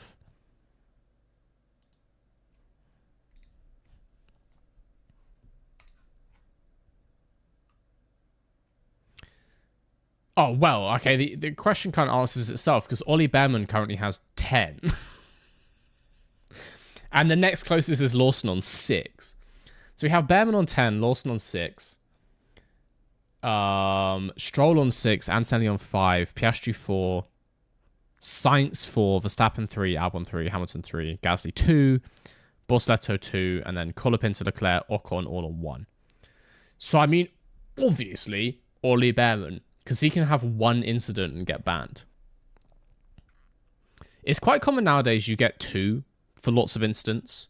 Anything that's like in any way deemed to be malicious, you basically get 2 points. And you get 1 point just for like an accident where it's like your fault but you didn't mean to. We have Caesar's Palace in Formula 1. I introduced to you Lusail International Circuit. Oh, that is not the same thing in the slightest. How dare you? How dare you bring up the L word in front of me? You have to know how much I dislike the Qatar Grand Prix. I would not recommend that we go to... I mean, we already go to Lusail, and I do not want to go there more. How dare you? How dare you? Honestly. But yeah, it's going to have to be Ollie Behrman. Who would replace Ollie Behrman at Haas? Now, that's a good question, because I have absolutely no idea. Who's like, next up in... Because Haas don't have an academy. Who's Haas Reserve? Oh, God, I should probably know that, shouldn't I? Hello. Ethan, 17 months. Oh. At Ethan Olsen 159 rejoined the green screen enthusiasts. At Ethan Olsen 159 celebrates 17 months of membership. I really wish you had a merch store that sold high quality hats and shirts. Frown. Thank you for the 17 months, Ethan. Now, it seems like you're maybe trying to give me a layup to advertise the merch store, but actually it sounds like you're complaining about the quality of my merch store. And now have you know I do have a merch store that sells high quality hats and shirts. How dare you? And actually, those of you who might have been watching, some people noticed in the last couple of shorts I put out about liveries, I was wearing the sample of a new item. A new item. Well, actually, I've got it. Wait there. Wait there.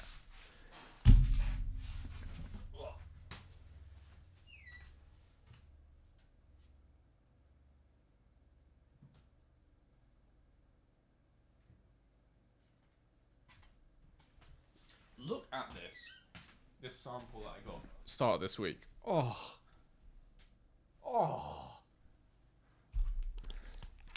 The new Mr. V jumper. The new Mr. V classic knit jumper, and this is not printed. This is a knit pattern, like 2 different colored threads. So you may be seeing some new items hitting the merch store soon. I basically have to just finalize all the design files. I have to like send the supplier the pattern for this because it comes in.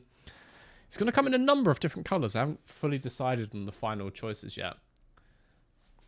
On my soul, I'll be copying that. You better. I would expect to put them live sometime next week. There might be a little, I'll put an announcement or something. But yeah, really happy with this. This is real nice. I actually checked. Because I don't base the prices on the store or Formula 1 prices. Because obviously F1 team prices are ludicrous. But sometimes I take a look. Just like the kind of stuff they put. And I remember because looking at the new Williams merch. Who is the best USA driver ever in F1 winner? Bob Swaikert, Pat Flaherty or Sam Hanks? These are the realistic options. No Andretti, no Sargent, only these 3. Well, you say F1 winner, so I wasn't really considering Logan Sargent necessarily. I mean, if you're not going to allow me to pick Andretti, you're making it a bit harder.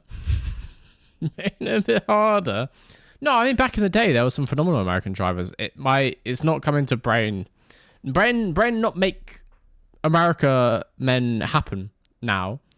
So I'm struggling to answer your question, but yeah, if you look far enough back in time, there are a lot of good American drivers. My goat, Phil Hill. Fuck off.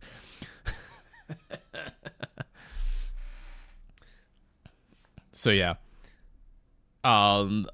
I can look up and I can tell you in a minute if you want. What was I going to say? I was saying something about... Oh, that's what it was. Anyway, I was looking through all the Williams merch.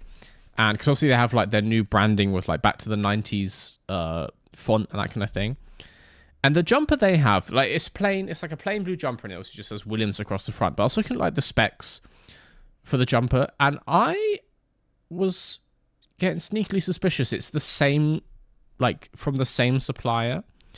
They were selling theirs for like £90. Williams. What the fuck? What are you doing? Like, you know, jumpers aren't free. It's gonna cost some money, but like £90. Come on.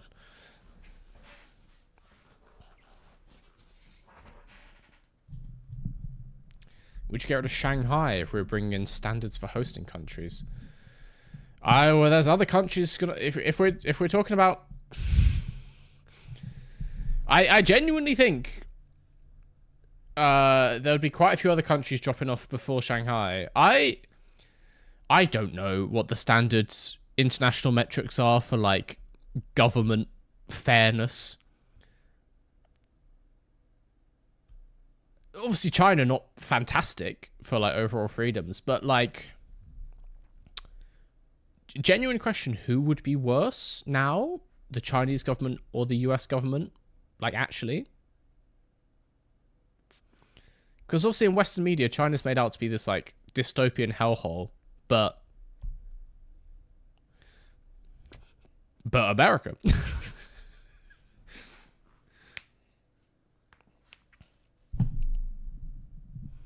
Still waiting for the Mr. V funky shirts from the early vids to show up in the store. What shirts are you talking about? Because I don't have any other shirts that aren't on the store. Well, I have one. I have one that is not going to go because it just didn't print well.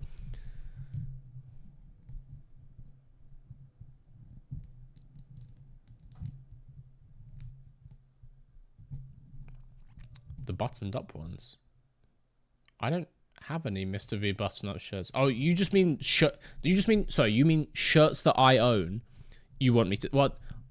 I didn't make those shirts. I bought those shirts from other places.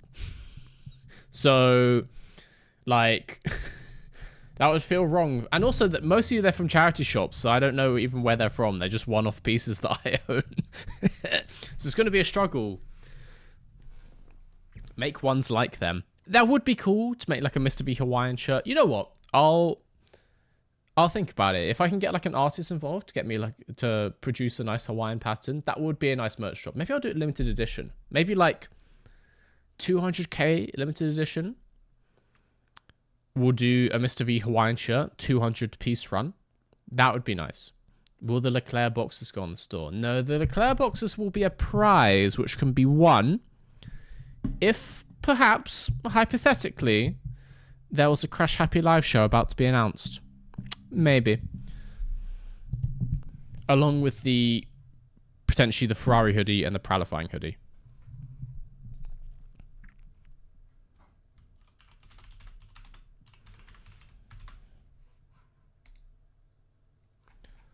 I'm actually just looking up US F1 drivers so I can tell you who is the best one.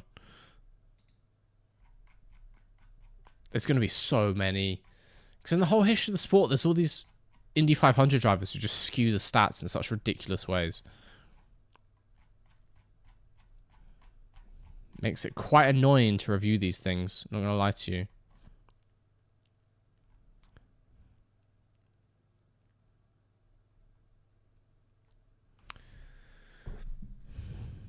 Like, actually, how many Americans even have race wins other than like Mario Andretti? Phil Hill barely has any. Well, to be fair, we've got drivers like Ginther, Richie Ginther from the 60s. Mr. Gurney. I actually forgot that he was American. I thought he was from like Australia or somewhere. That's bad.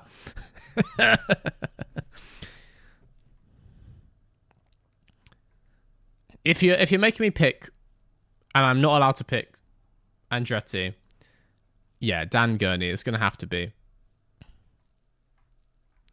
I mean, he's got a whole type of flap named after him.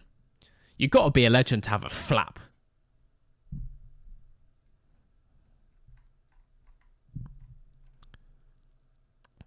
Is Peter Revson American? Yes, but I would say Dan Gurney has probably had a bigger impact on the sport.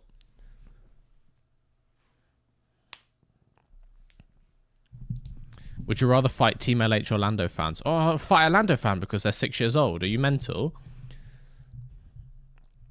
Team LH are at least like teenagers. At least, if not people in their mid-20s. Lando fans, like 9 out of 10 of them have not hit puberty yet. So I'll win that fight hands down. No question. I mean, I'll win the fight regardless. Been in the gym, but Lando fans got no doing anything. Like, their face is at perfect height for me to just like send off a single kick, square on the bridge of the nose. They're now bleeding, blood spewing everywhere over their like tennis ball coloured merchandise, which their parents spent £200 on. They're discombobulated. They don't know what's going on.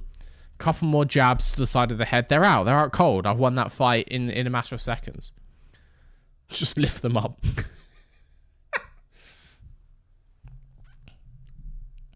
I'll have you know that I am 7 years old.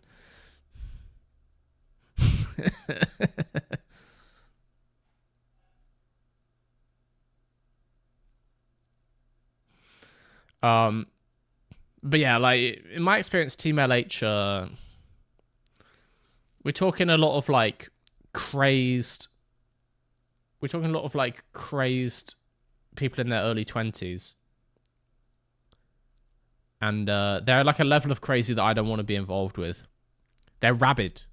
Lando fans are just excitable. They have like a sugar rush. Their parents decided, even despite sound medical advice, they would buy them a Lando Norris Monster Energy.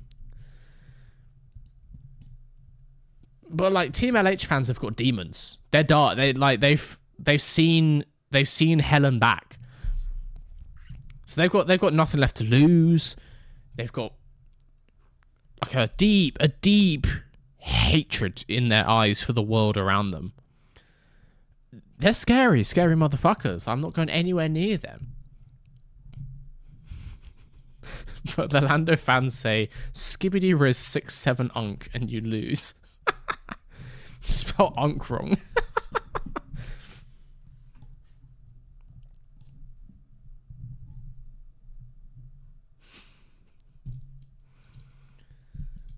Mr. V, would you make a piece of merch to finally give a rest to making things out of tracks? What do you mean by that question?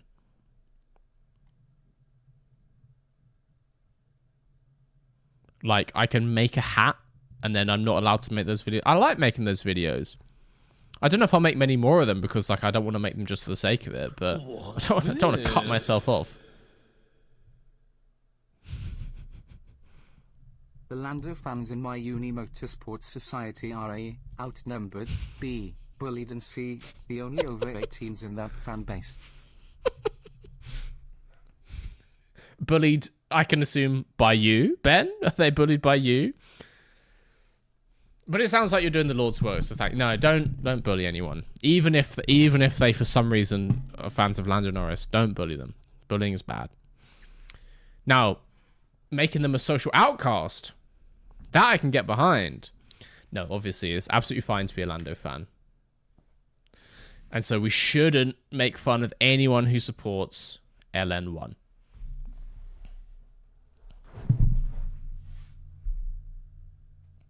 Can you see me? I'm the biggest Haas fan. I would not a Haas fan, but I'm a Haas enjoyer. I'm thoroughly chuffed when I see Haas doing well. I'm particularly a fan of the post-Steiner Haas. I'm a big fan of Komatsu calm, collected Haas. I just like what's going on. I like when I was looking at the merch video last year and everyone had their ridiculous like £200 hoodies and stuff, and Haas just had the hot sauce shirt for like 30 quid. And it was just, they're just a team for the people. We gotta love Haas. They're just like, they don't have a lot of success, but Haas is like that one friend you have. And nothing ever seems to go particularly well for them in life, if you know what I mean. Like, they just have a lot of bad luck. But they're still just like a really nice person. And they're just chill. And they're just supportive. They're the kind of friend who would help you move. They'll help you like carry a sofa. And you'd offer like to buy them dinner. Like, oh no, don't worry about it. I've got to get home. They're just like, Haas is just chill, right? What's this? So we love a Haas fan. Watching stream at work, what could be a better day? Hell yeah. Why are you working on a Saturday evening or potentially Sunday morning? What is going on? I mean, I suppose I'm working as well, but like, I have a fake job. What are you doing? Haas podium for 26? Yeah, I can see it. I mean, P4 last year, they got close, and they've been looking strong. They've been just like quietly strong in testing. I back a Haas podium for 2026. I would rather see that for Ollie, just because it would be nice for him to get his first, and obviously his career is still very much on the up. It would be a shame if he's like knocking on the door the whole time and Ocon still gets it, because it's not like, you know, if they both get a couple, then that's all good. But if Haas is going to get one podium this year, I feel like that'd be kind of sad if Ocon gets it, just because in a way it would feel like it detracts from Ollie's story, and because it wouldn't be like McLaren 21 or 2 when you know, like Lando was trying to get his first win and couldn't get it, and then Ricciardo wins for McLaren in Monza. It wouldn't be like that, because it's not like Ocon needs the redemption story. Ocon has always just kind of been there and has always kind of been the same. So yeah, if Haas get one podium, I'd very much like it to be a Behrman podium. But if both the Haas guys could get like a couple podiums each, I'd be really happy with that. I'd be happy to see a bit of a Haas incline this year. That'd be nice.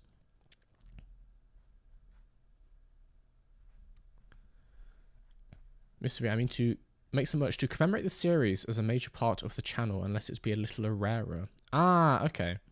Oh, so you want some things as tracks themed merch. I see. I mean, I'm not against that, particularly as like a limited thing type thing. It could be quite nice. Like a limited time, do it for like just a few months over the summer. You know, I could just put some of the weirder ones on the back of a t-shirt type thing. Or a poster. Honestly, it would be quite cool for a poster. If we had a poster and it's like all of them on one big tier list, And that brings me on to, I've been considering, because I know it's a big thing on YouTube, people like to edit videos together to make like one marathon type video.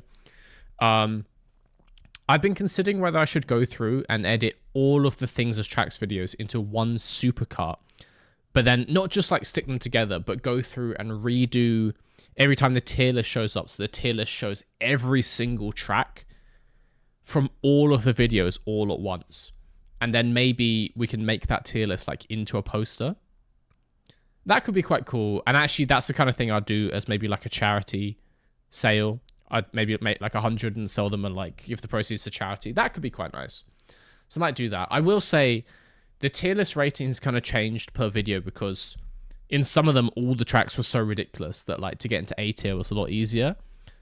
When it was like karting tracks, I was maybe a bit harsher because they're at least tracks. So some of them might look like they're in the wrong place in that tier list, but you can use your critical thinking. I trust you. I trust you. You'll be good. My official job title on my taxes is Game Master. That's pretty cool. Ooh, what does that mean? Everybody, what do you think that Cooleyverse does? I'm gonna give you some time to think. I'm gonna roll some ads. I'm gonna use the bathroom real quick. I'm gonna fill up my drink, and then we can play some F125. I think. So I've just been talking about absolutely nothing for an hour and a half. Yeah, I'm gonna run some ads. What do you think a games master does? I'm gonna tell you my idea when we come back, but I will see you in just a little second, guys. Be back before you know it.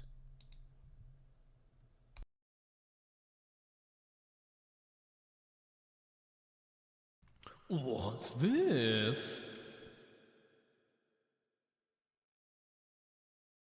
Mr. V, which F1 track would you choose to run in reverse, assuming all safety standards are met?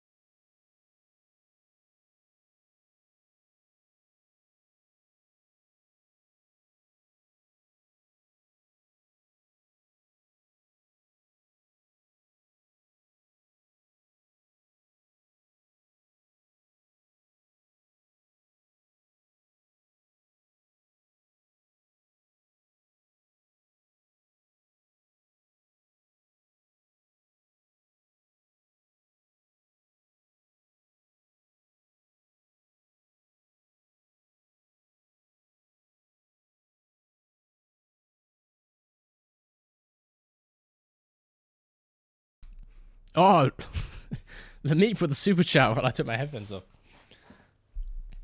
I'm assuming everyone's back from ads, so we didn't actually run any on Twitch. Wouldn't let me. Hello. While I was on BRB, Lamip, Mr. V, which F1 track would you choose to run in reverse, assuming all safety standards are met? Also, thank you for the super chat. Oh, wait, let me think through them. Albert Park, I feel like would be basically the same. Like genuinely, I think that would feel really similar. Honestly, Shanghai could be cool. What makes me think that is that the final corner of Shanghai is already quite a sketchy corner. But if that's the first corner at Shanghai, you then have a longer straight down the pit straight to get to it. That first corner is going to be brutal. And obviously, when you say assuming your safety standards are met, we're moving on the barriers and stuff, so there's enough runoff for all these places. Probably actually is not enough space for runoff if you do that corner reverse, but whatever. Yeah, I think China could be really fun. Suzuka, again, actually would be quite similar in reverse, I think. But 130R just gets worse, so then that's a no. What the fuck else do we have? Bahrain reverse. The one thing that's good about Bahrain reverse, again, is the first corner. The absolute fling through that double would be left-hander would be a lot of fun. What's this? I work at an escape room. So my job is it to watch people on a screen, just like you, but you also get watch while you watch them. Hell yeah. That's what I was going to say, to be honest. I was going to say either an escape room or like a, like an interactive thing. There's a big thing in London now, like interactive experiences. Like there's all kinds of ones. I was the other day I was with a friend, we were grabbing lunch in Canada Water. That's like a Minecraft interactive experience. It's like, do you just play Minecraft? You like go to a place to play Minecraft? It's like, I can play Minecraft at home. Minecraft is already an interactive experience. I understand the ones when it's like a themed town. Like there's one in London called Phantom Peak, which is kind of like Westworld. But I mean, probably I think you're less likely to die, which is for the best. But stuff like this. But then they have all kinds of like, you play through your there's like TV shows where you get to do your own version of it, or like other movies and stuff. But like Minecraft, the interactive experience, is a bit of a misnomer. Taking a game and then making a game out of a game. Okay.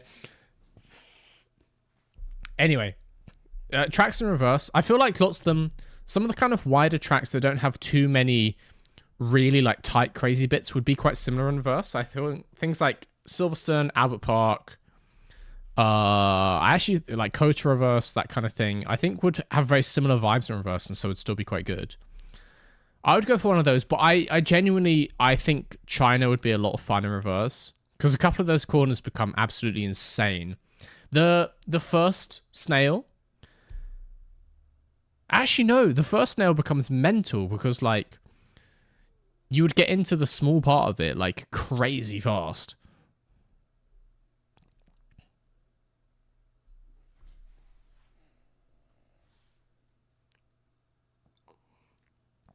Austria. Yeah, Austria as well. The one thing about Austria is the final corner of Austria is really good because it's on that downhill with like the incline change. But that becomes an uphill and it'll become slower, if anything. So that becomes a bit worse. But then corners like Austria turn 3 actually might become a bit better. And that's a crazy corner as is. So Austria could be fun as well. All that kind of thing. I feel like Westworld would not be allowed with current day UK adult entertainment laws. Well, I'm not saying it's 100% like Westworld. I'm not suggesting they let you fuck the robots. But like largely like it's like Westworld in the sense that it's like a kind of a Western themed town, and you go in and you can't, there's like bars in there. I've not done it. I'm planning to do it in a few weeks with a friend. You can go and just like go to a bar or something, but also there's kind of like quest lines you can follow. Obviously not as extreme as in Westworld. It's not like you're in there for a week and you're like camping out in the woods and stuff, but like it's a similar vibe. I think it's obviously inspired by Monaco Reverse. I mean, Monaco Reverse would still just feel like Monaco.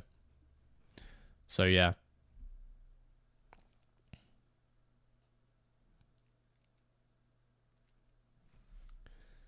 Canada GP Reverse. I feel like that's not too crazy, honestly. The Wall of Champions becomes a less aggressive corner. Actually, the hairpin would become more fun, being at the end of such a long straight. So the hairpin would become like a big overtaking point and one of the the most important corners on the track. It's already important, but like to see some overtakes down there would be fun.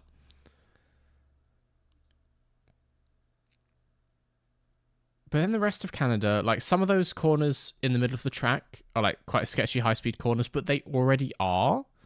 So I don't think it changes all that much. I think Canada would be kind of similar. Mr. V, you should do part 2 on the Mario Kart tracks, but on the FIA karting regulations. But Mario Kart is top flight motorsport. Like Mario Kart is trying to be the Premier level motorsport, and so we have to judge it against Premier level motorsport rules. We have to judge it against Formula 1. People at home have never heard of, like, KZ karting. They don't know what the fuck that is. Got to put F1 in the title. Let's play some F1 game, I'm thinking. Let's find my controller as well. That would probably be for the best. It's called Kart. Let's not be pedantic about it. I know that it's called Mario Kart and not Mario Kart.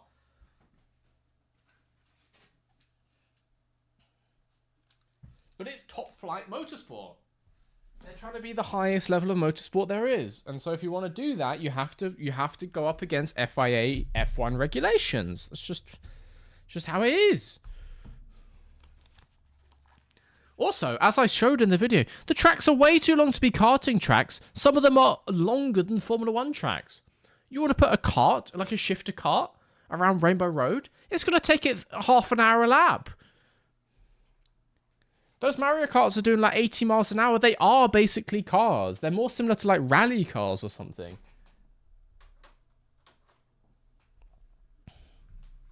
So they would absolutely demolish. I mean, obviously some karts can go that fast, but still. F2 regulation. But it's not even sport regulations, it's track-based regulations. And so it's just grade 1 track regulations. It's not specifically for Formula 1, but it basically is. What do you think is the likelihood of Hyundai buying Alpine for the new 2031 engine regs?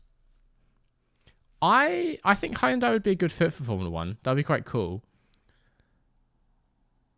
I still think if Alpine's going to get sold, I think it's more likely to be an American team just because the sport is expanding so much there.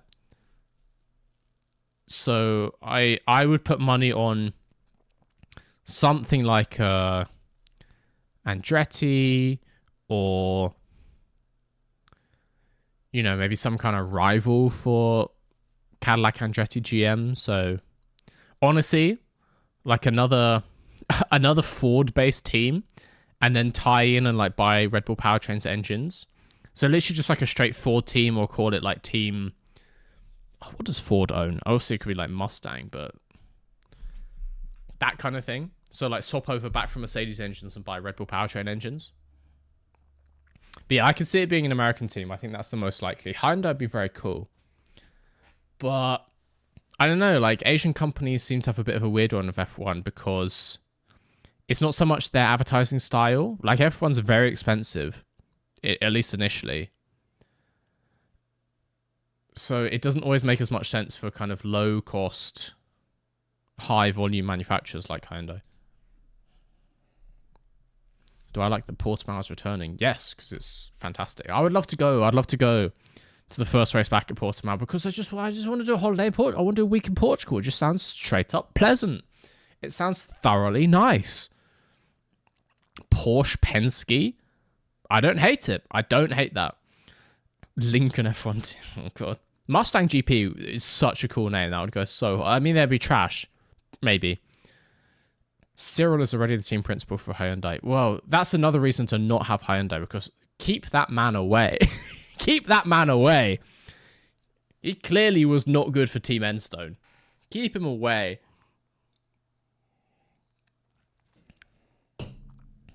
How did, like... What is Cyril Abitpool's background before Renault? I'm pretty sure he was kind of like dragged up quickly through Renault management as like a nepotism thing. And I really don't think he did much good for that team, honestly. The F1 game is updating, which is why you can't hear it launching. Stellantis OpenAI, fuck off.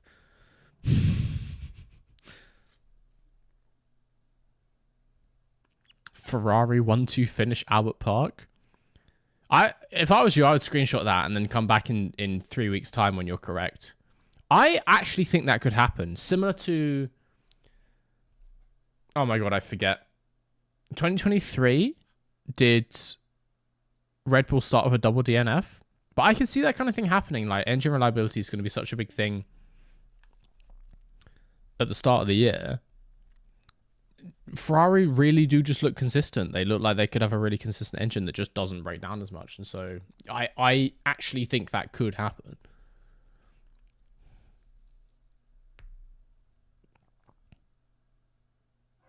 Cyril was at Enstone for ages, since the V10 days. I mean, that's not that long if he became team principal in the mid-2010s. So if it's only like 7 years, that's quite quick to get to team principal. 2022 Bahrain. Okay, yeah. But like that kind of thing could happen.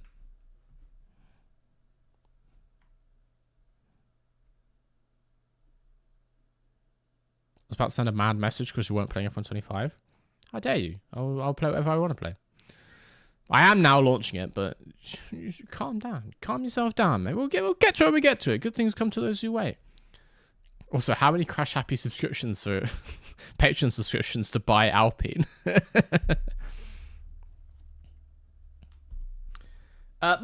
More. So you get some friends to sign up, because more than current. Let's put it that way.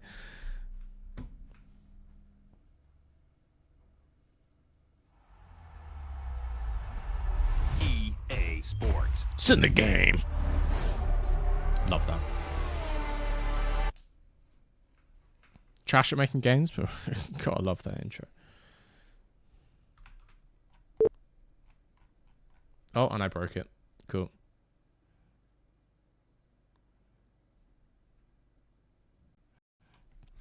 I see LH and FA retiring in 2026. The Football Association is going to be retired? No, yeah. I don't think Hamilton is going to retire this year, because I do think Ferrari's going to be up. Like, if we came into this year and Ferrari had like massively screwed up the engine regs, if basically the roles were reversed and Ferrari had done an Aston and they were just way down there, like so much slower, that has got to be the craziest race I remember. Then I could honestly see Hamilton like just retiring at the end of this year. But it really doesn't look like that's going to be the case. It looks like Ferrari's going to be competitive, and so there's no reason for him to retire this year. Unless he just can't do it anymore. Unless like Leclerc is winning race after race and fighting for the championship, and Hamilton is like fully washed. But I don't see that. I don't see that for him. I don't love that for him, and I don't see it for him. So I actually don't see Hamilton retiring this year. I'm gonna repeal any time I might have made that prediction. Fernando Alonso? Yes, I do see the Alonso retirement happening. Oh no, don't show the Twitch. Don't show the Twitch. It's not the correct thing in the slightest.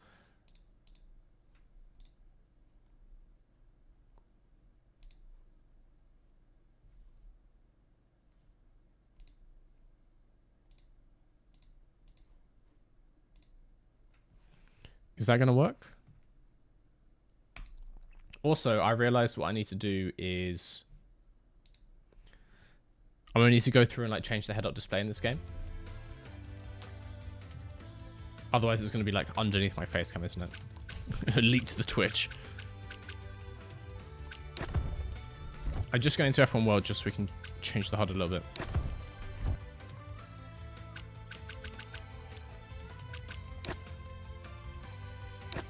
I see me. What does my custom team look like? Oh, yes! Look at that beauty. Got a bit of the Gedanken... Gedanken Übertragen on the side of the car. Lovely stuff. I guess I just couldn't be bothered to do the team logo, though. I did the livery and I was like, nah.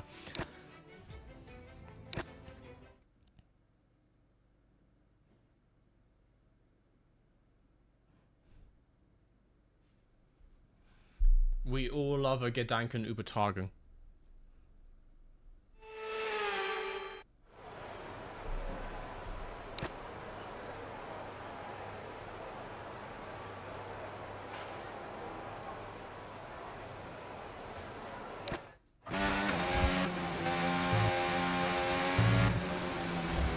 Übertragung. Say it with me. No, I will say it how I want to say it. My German is flawless. How dare you? What, you think because you're from Germany, you speak better German than me? Racist.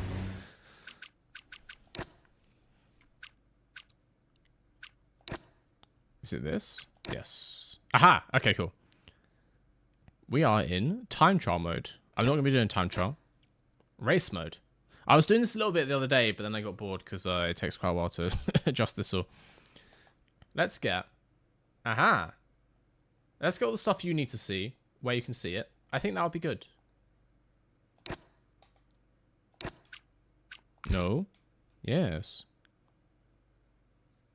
Get this. Oh my god, it doesn't snap. It doesn't snap!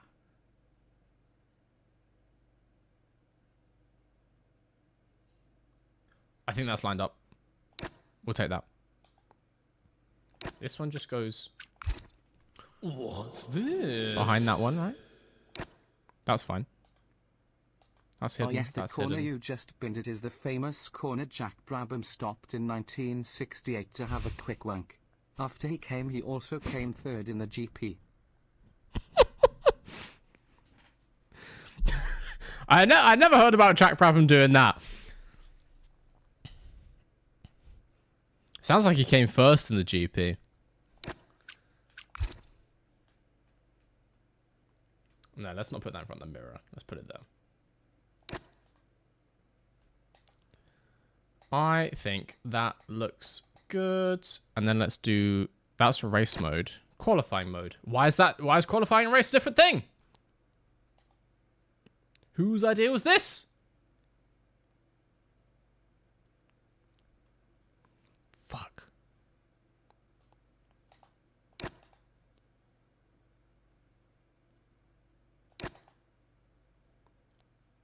Okay, I feel like you can see everything. Maybe let's get the safety car one. There.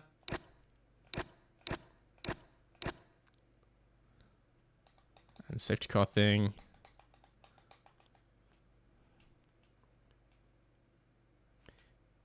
Bing bong. Do I even need the rear view mirror? Like, should I just turn that off? Real drivers don't have a rear view mirror. Oh no, I do have it turned off. Okay, cool. Okay, we're good. Let's do some racing.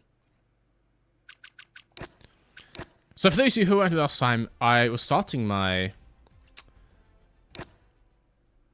solo career. What did we name the guy?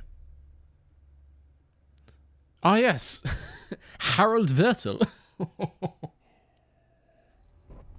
So I started a driver career. We're not doing my team because I don't want to manage all the team and stuff. Like I played enough F1 Manager. We can do that in that game. I just want to drive the car. We did the Australian Grand Prix, which went... Like, I finished it. I'm pretty sure I finished it, right? So that's more than I was expecting, because we have no rewinds and no, like, session restarts and stuff. But I will say, because I'm playing on a controller, I used to play this game quite a lot when I had a proper wheel. It's harder. It's harder on a controller. Harold Vertel.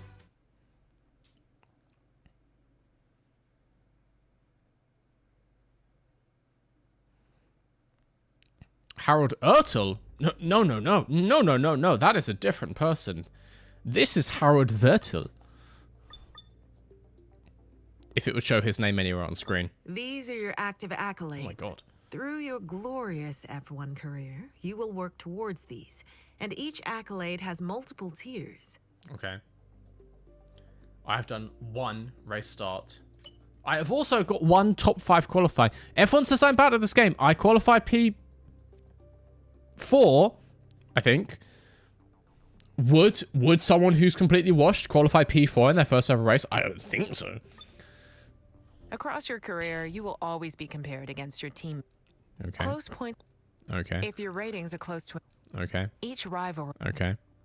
This graph will finally, at the bottom of the screen, you can see a description of each. Okay. You can select drivers from the left-hand list. Yeah, I don't They think will I then need to compare appear with myself to their Verstappen ratings just yet.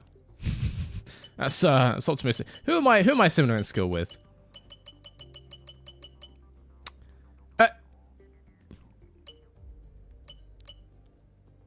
Oh, I can go up against Dirksen. Similar to Dirksen. So that's nice for me. Lower rated than Paul Aaron. Same as Richard Verschoor. But actually, I beat him on everything except pace and focus. That checks out. I'm not gonna lie to you. I'm rated the same as Jack Crawford. All right, fine. Let's not look at that. It's gonna make me sad. Let's advance. I got some world records in the time trials for classic cars in F1 2020 using a controller. You're making it sound like I should be able to do that. You are clearly very skilled at the game. Well done to you. That's not me. I'm not gonna be setting any world records today. Get your hopes down. Let's lower those expectations, everybody. Let's put those expectations way on the floor. If I finish the race, we've had a good race.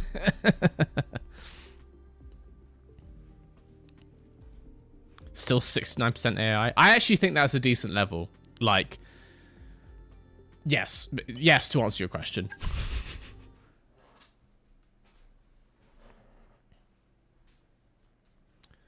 Crash Happy Team should try to make F1 cars in automation and race them all on BeamNP. That would be quite funny. I found that I guess automation would be better for a video because, like, doing it on a live stream, there's a lot of stuff you got to adjust in that game. Sprint weekend! Ah, okay. But yeah, that could be quite fun. We were meant to do the Crash Happy livery competition, and Dan just made one without telling anyone else. So we had no idea he was doing that. He just surprised us all with it in the middle of the podcast. Like, we didn't know he was going to bring that up. Okay, weather for China. A little bit of rain, maybe, right at the end of the sprint. Could keep it interesting, and then just overcast the rest of the weekend. That's fine. That's fine. Oh, yes, and my teammate, Oscar Piastri, is winning the championship because he won his home race in Australia. I got PTSD from the China sprint. Don't run out of fuel this tin. Thank you for the cheer, Walther. I've never done a China sprint before. Which means this time. This would be a new for me. Like, for some reason, whenever you do this in F1 Manager, like, this race is just not there, which is really weird. But yeah, I've never done the China sprint before, so this is all new for me. I'm taking it blind. Also, he's the biggest McLaren fan. I just wanted to address why Harold Vettel drives for McLaren. Okay. Look, okay. Okay. Yes, he's wearing papaya. Yes, okay.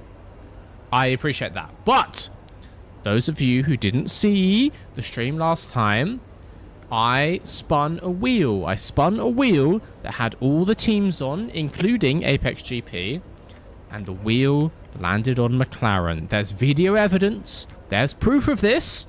The wheel chose McLaren.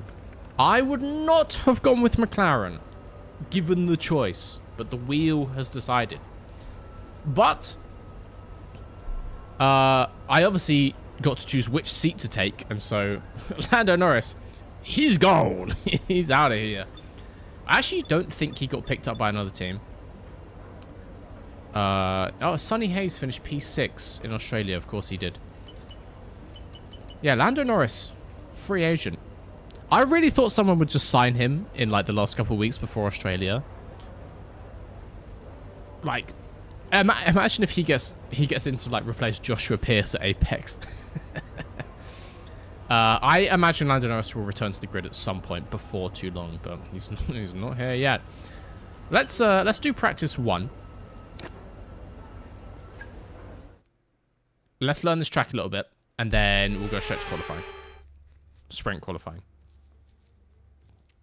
We need you to drive Lucille at some point. Well, that'll be in 21 races time, but yes, I'm sure I will. The wheel weaves as the wheel wills. I agree.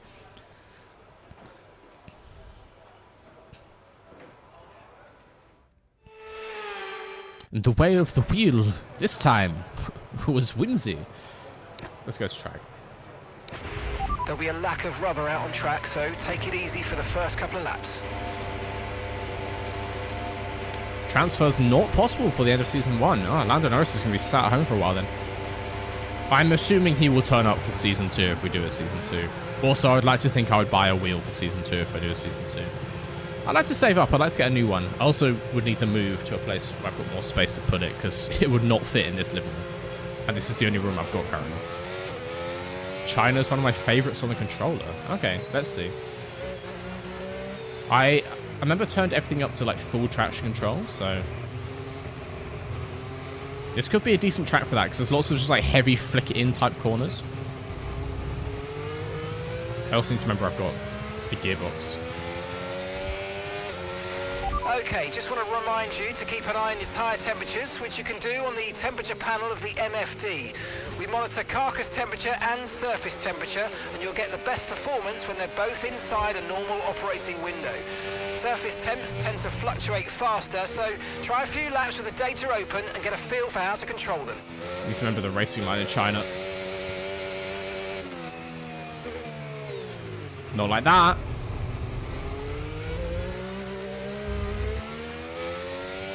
I know most of the track, it was just that middle section was very fuzzy in my head.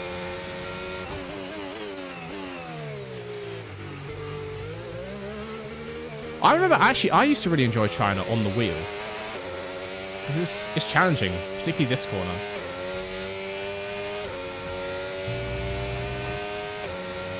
I think this could go well for me. I have high hopes for me. I'm a big self-belief person. I think you've got to be a little bit delusional when it comes to your own performance. I think I'm going to smash this.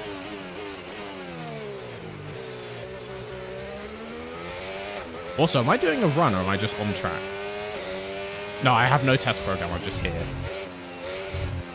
Okay, that's not quite like that.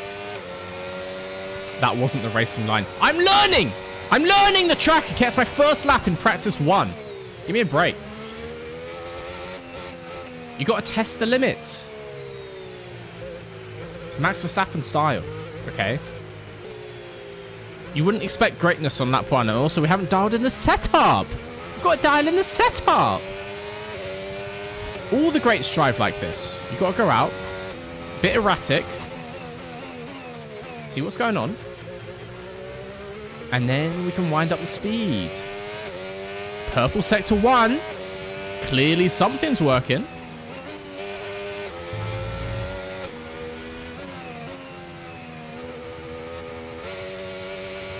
That's not good.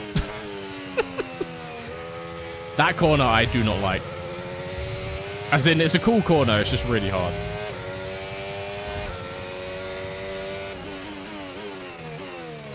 Got a break earlier.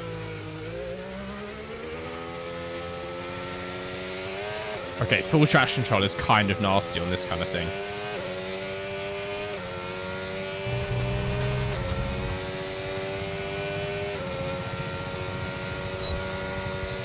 Barry R would like to meet you. That's just rude. Okay.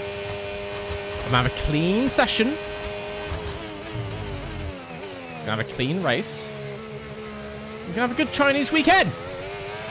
The normal Grand Prix. I have no idea where the breaking point is for that.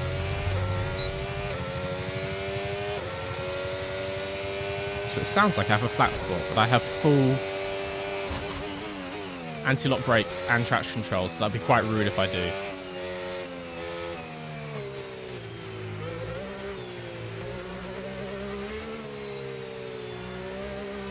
Oh my god. This is actually quite a nasty track for traction control. She's just constantly pushing against it.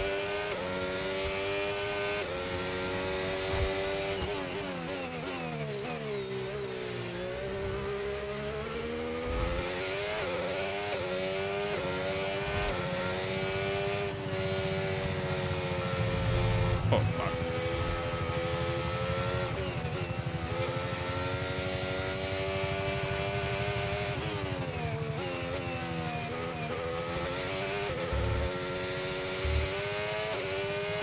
Like the throttle is really struggling.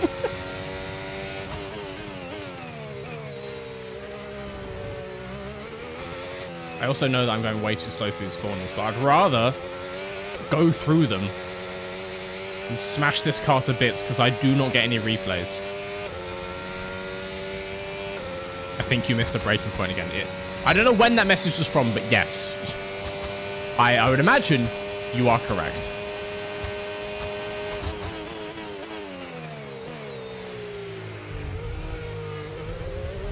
I really don't like playing this game on controller, I'm not going to lie to you.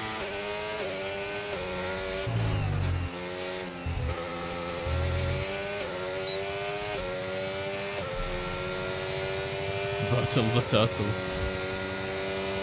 Nah, we're good. That was a purple S3. That was a purple Sector 3.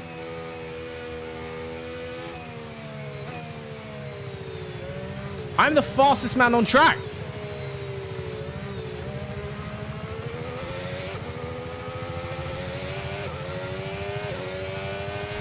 I really don't like that flat spot sound though. Oh, what's causing that?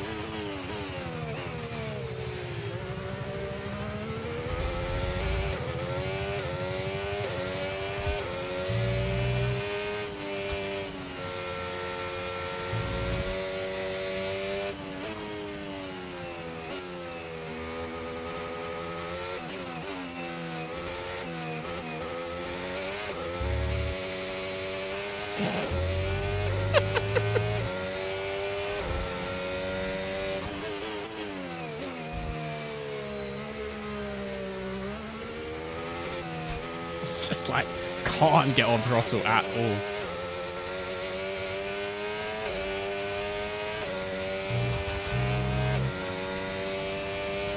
Fastest lap plant Stroll. I will not be having that, thank you.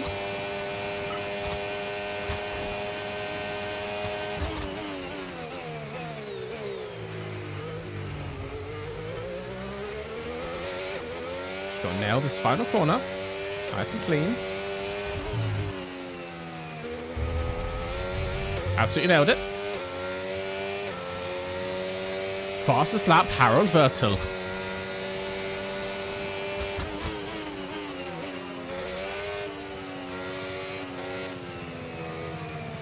Oh God.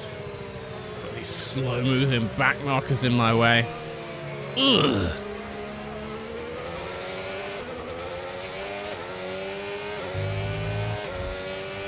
Ollie, you better watch out for Harold.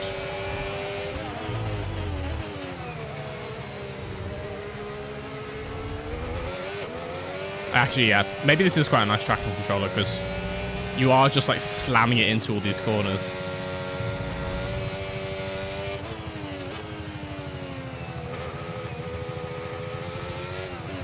Bouncing off that throttle control.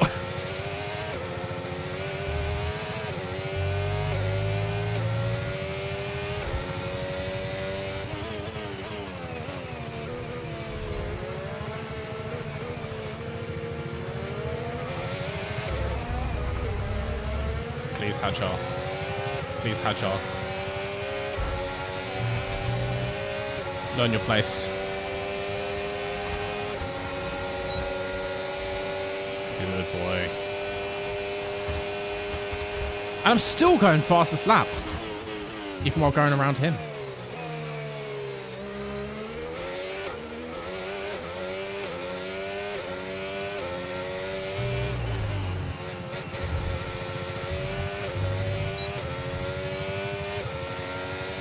Okay, let's bring that one in. I think China, we've completed it. Done. Does my controller have stick drift yet? No, that's just me. That's just my lack of talent. Don't worry about it.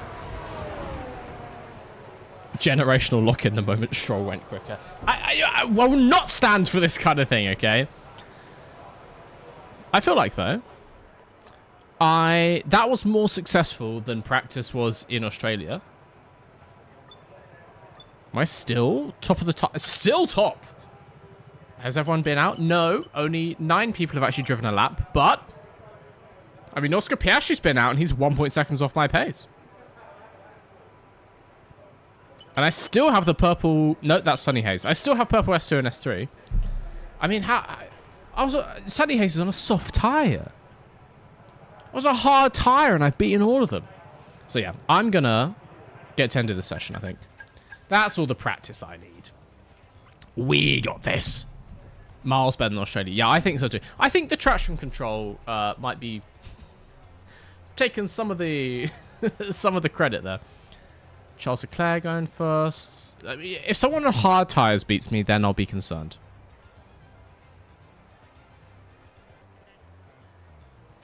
As of... Yeah, okay, okay. Lewis Hamilton has beat me on hard tyres. But only by 0.1.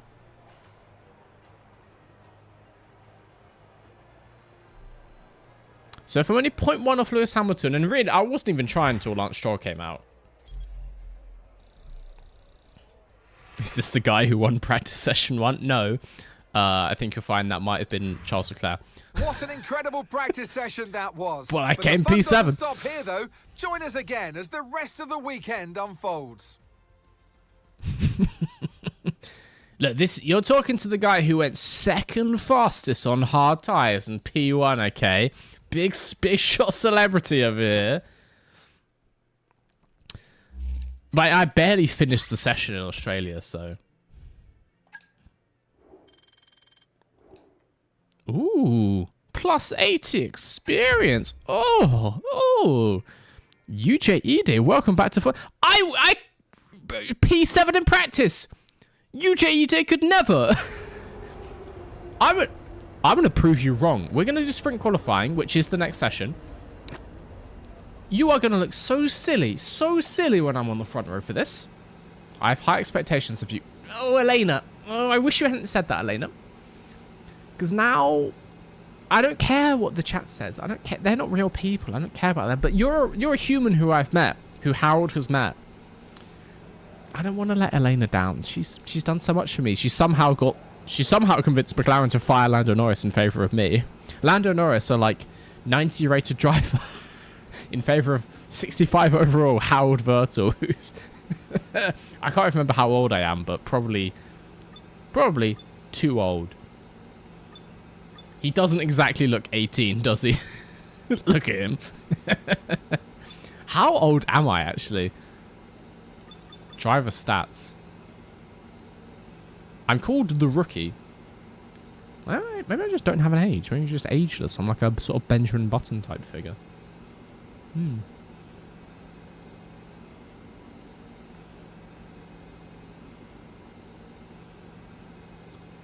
Didn't get all the programs done for Fab Point. That's McLaren's problem. That's not my problem. I've learnt the track. I'm fine. Vertel owns oil company. Welcome along to Shanghai, ladies and gentlemen, where it's Chinese Grand Prix weekend. But before we can race, we need to qualify. And who's going to take that coveted pole position? How will our grid line up? We're about to find out. He's sending me Welcome to qualifying. German messages because I have a German driver. Warum fährst du mit McLaren, wenn du Deutscher bist? I don't know exactly what that means. I haven't studied for a little bit recently. I need to actually... I meant to start doing lessons this year, so I need to actually do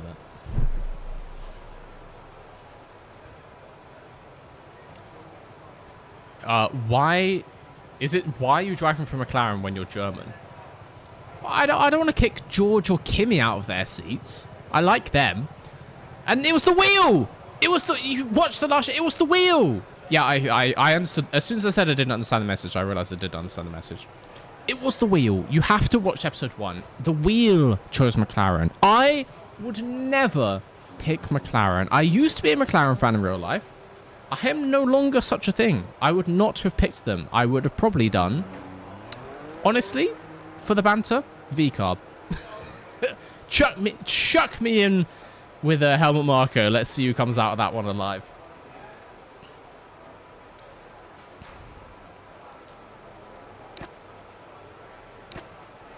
Wait, do I need to change the car setup? I want a balanced... I feel like that was decent. I feel like it was decent, so we'll go for it. All clear the garage, please. Cars ready to leave. Time to fail to meet 107. I was 7th fastest in practice on hards. So effectively second fastest behind only Lewis Hamilton.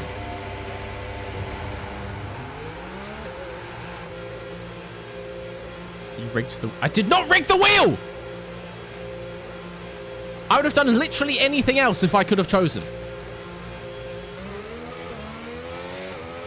Wow, these mirrors are small on this car. Okay, let's just get the tires and a nice window. Do I need to change settings, like fuel mix? Oh, I do. Or is that doing it on its own? No, I need to do that. Okay. Should probably remember to do that before the end of the lap. That'd be nice.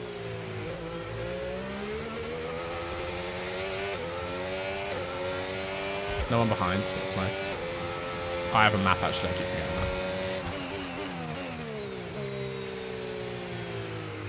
Just keep these tires good. Keep them sexy and shiny. My first sprint flying lap. Also, I think it's short qualifying, so it says SQ1, but it's only SQ1. We're not doing like full 3-session quali.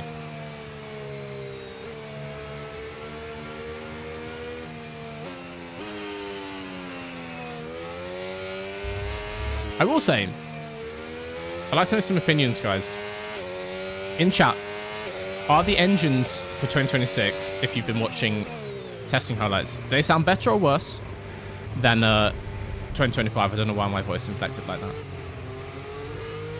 Give me a 1 for better, 2 for worse. I personally like them. I think they sound more throaty, more exhausty, a bit more aggressive. Sound better, 100%. A bit better. Yeah, I mean, yeah, that is fair. It's not like a huge difference, but... How do I change my fuel mix? It won't let me. I can't change my fuel mix. So I'm getting thrown off by the fact that I can't change my fuel mix. Whatever.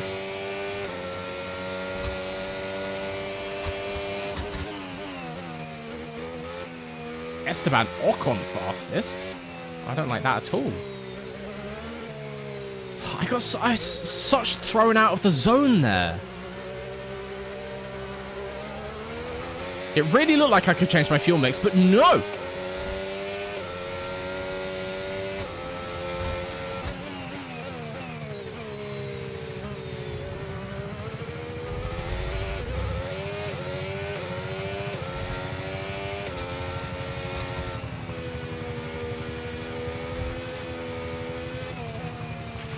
Right, that's us pushed down into P15. I haven't done a lap yet, you dick. Push down to P15.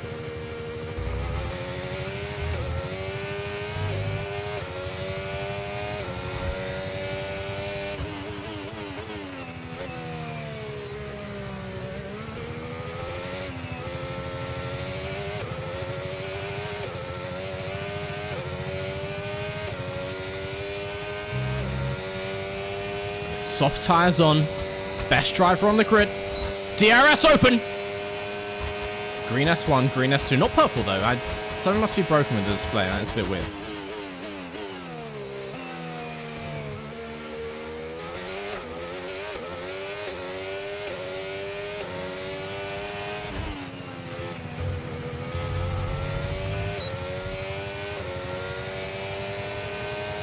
Seven. Okay, let's cool down.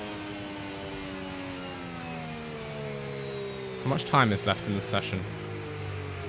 Straight up, how much time is left in the session? It doesn't say. Oh no. Can change performance, but it's only the buttons left, right, in your controller. Like the D-pad. That's what I was pressing. I was pressing the D-pad buttons. I was pressing the D-pad buttons. It's fine. I'm actually going to head back out now. It shouldn't be too busy. We'll just do flying lap. You gained half a second by braking. Yeah, because I'm a wunderkind when it comes to the brake pedal. People say Lewis Hamilton's good under braking. They haven't heard of Harold Virtel, clearly. Oh, I don't know. I just can't change it for some reason. I got Antonelli'd. underside of the car's incurred critical damage. Box now, box now. Nah, fuck it. We'll do a lap and see what happens. We've been pushed down to P17. Yeah, that will be the Mercedes-shaped hole in the car. Thank you, Jeff.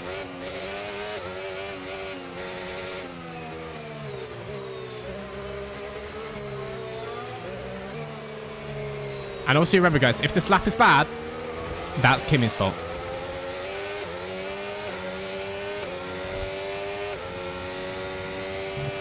Is that like a photo mode? Can I go off board and see what that looks like on my car? Also, Joshua, please, man. Honestly.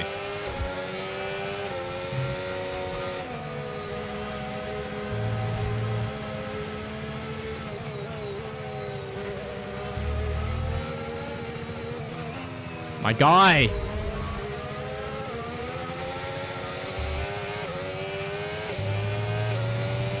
I reckon we'll overtake him on the straight.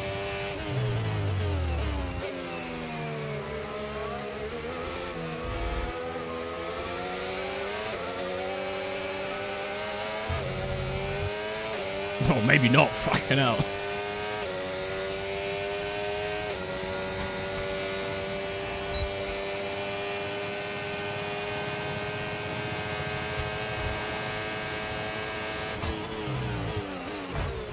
Okay, I probably should have seen that one coming.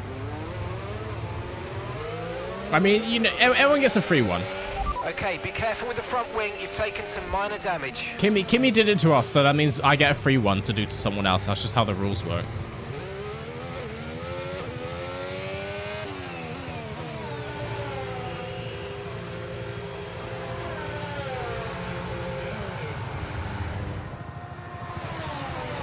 Steering system made my nag driving IRL 20-25 out being better than this. I'm gonna fucking find your nan. I'm gonna prove you how wrong they are. I'll break her kneecaps, and then we'll see who's better driver. How about that? Look, okay.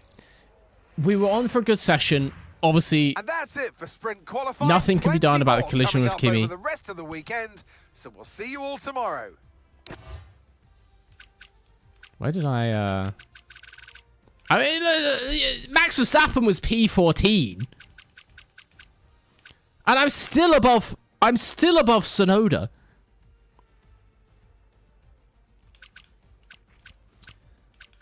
I had a fucking Mercedes pile drive to the side of my car, and I still beat 4 people. I may be the most gifted driver there has ever been. What? I was crashed into! You need to underfuel now, it can't go wrong. Trust, bro.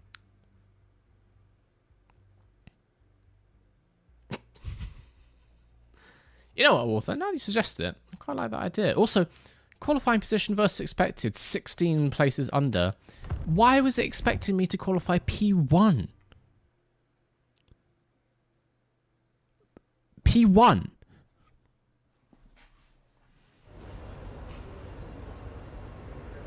Let's just do the sprint race.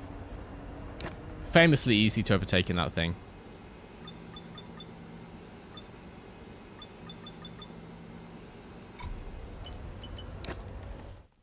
It's not even a real thing. This is only sprint qualifying. It's not real qualifying. If it was, I would have burned down Kimmy's family's houses. I'm P18th? Okay, fine. So it's expecting me to come P2. It's a bit more reasonable. Still a bit of a lofty expectation for your rookie driver.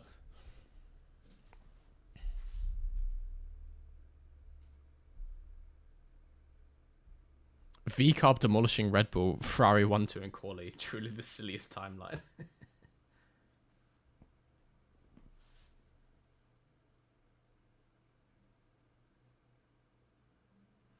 Your nan could drive the 2026 Aston Martin fastness. I have, you know, both of my grandmothers are dead. So thank you for that one.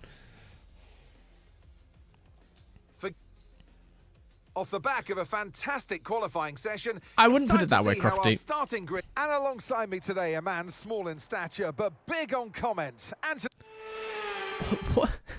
Listen to these fucking strays. All directions from Crofty. Okay, race strategy. Do I go on softs? Do I go on hards? I feel like I go on softs, obviously. And then we should probably... It's 7 laps. Why? If it's 7 laps, why in God's name would I have 9.5 laps of fuel? I've got traction control. 7 laps of fuel. Obviously. Wait. Is that getting slower? No. But it's... Okay, fine. Do 7.5. A normal amount. I better be on the softs. I am. Cool. Okay.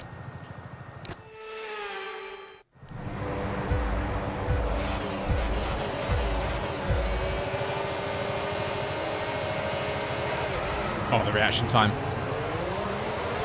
It's ungodly. Making up places already. My opening lap went well last time until I crashed. But like the actual driving bit was good. Nope. It's minor damage, minor damage. It's fine.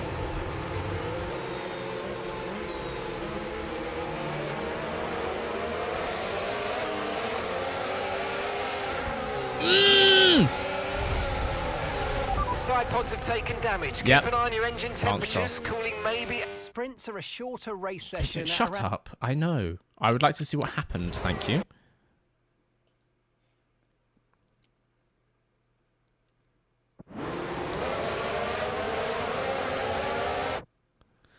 See, look. Can we get like a TV cam? So yeah. I feel like that's not got too much to do with me. Trying to avoid Fernando Alonso. Got absolutely strolled. It's fine.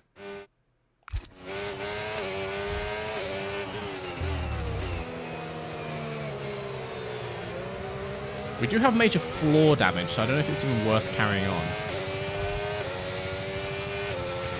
Okay, listen, don't worry about it, mate. It can happen to the best of us. Now look, I've put a new strategy that is a lack of downforce in the MFD, so go and have a look.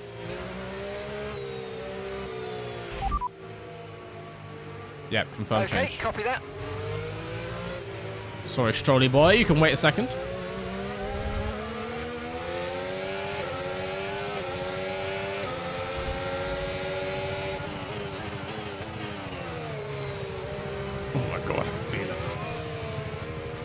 My floor is gone. My floor is gone. I've been robbed by a Canadian bandit. Has taken away the one thing I hold most dear. That being downwards pressure. Conforming my car to the surface of the road.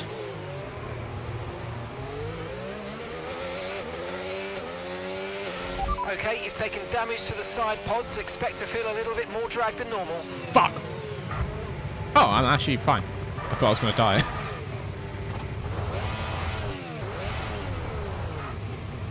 So let's get this little minor fix in the pits. All good, we'll finish P1. T-bone stroll? Tempting, it is tempting. Oh, optimal pit stop.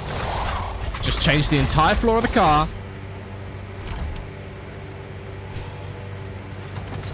I guess it's the side pods, it's not the floor, which is less bad. That was a fantastic stop, faster than we were expecting. Still behind Stroll.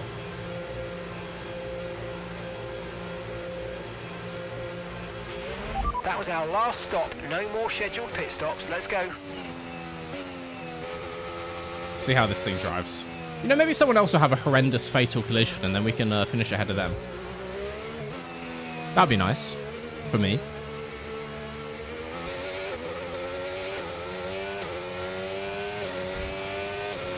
Okay, DRS is now available.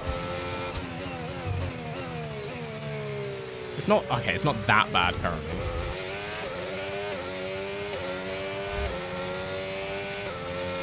I think it was mostly just the wing damage. I guess the game doesn't change it much when it's like side pods. It's not entirely fun because you can't actually change those, so you just get screwed when you get strolled. Realistic, certainly. Not my favourite thing to happen.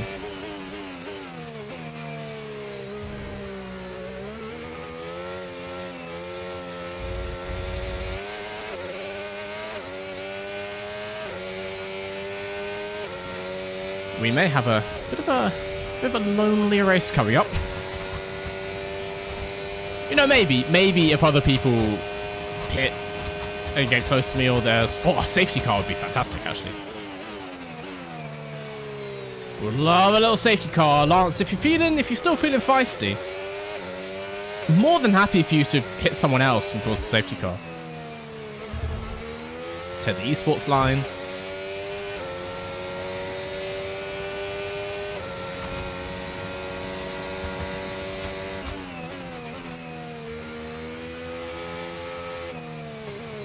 Oh god, that's not the esports line.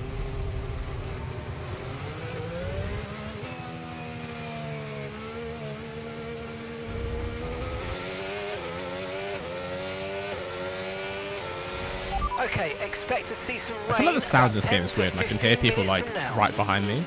Also rain. Could be fun.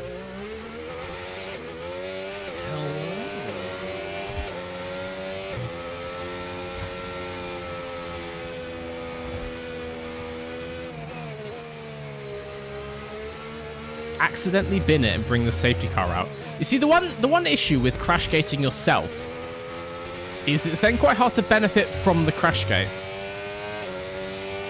It's my only issue with that suggestion.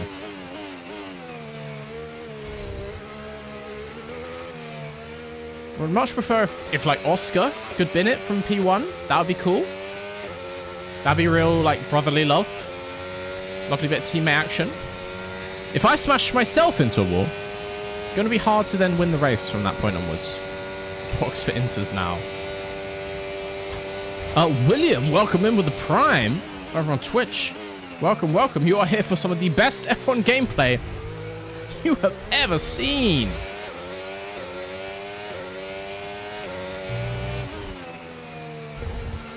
It's the esports line. Okay, so you can't cut the inside corner, but the outside is fair game. I see. Let's see how it is.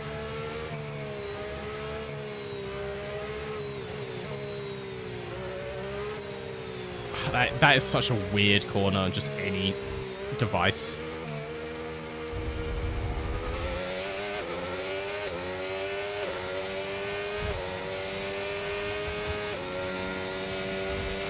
Okay, so gap to the car ahead, 10.1 seconds. I'm losing to Stroll. That's nice. Good. Cool.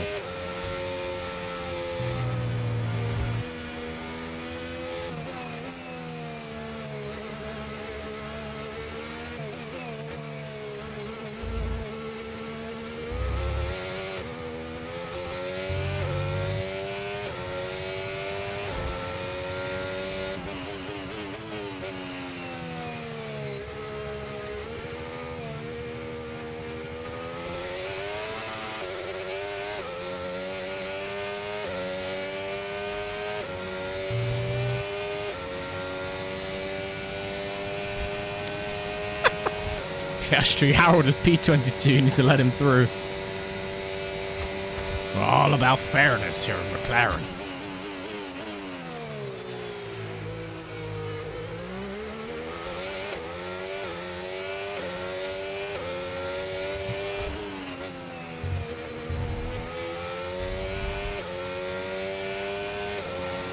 Okay, I have once again gained a second on Lance. I can just keep doing that, but more like 10 seconds a lap, then we're golden.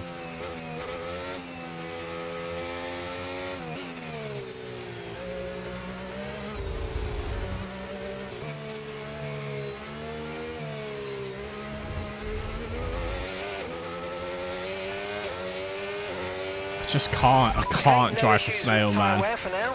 Keep taking care of them.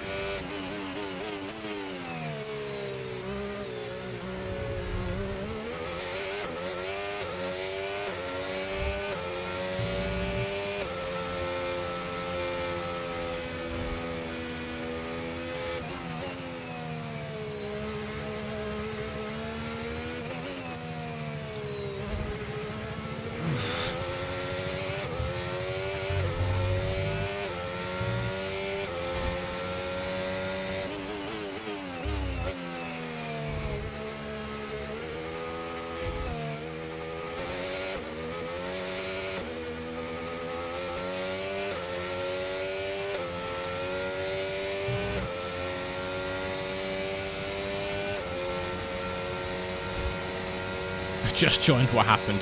Got strolled, mate. It was going so well. Basically one practice. Had a minor mishap with Kimi Antonelli in sprint qualifying. And then got strolled.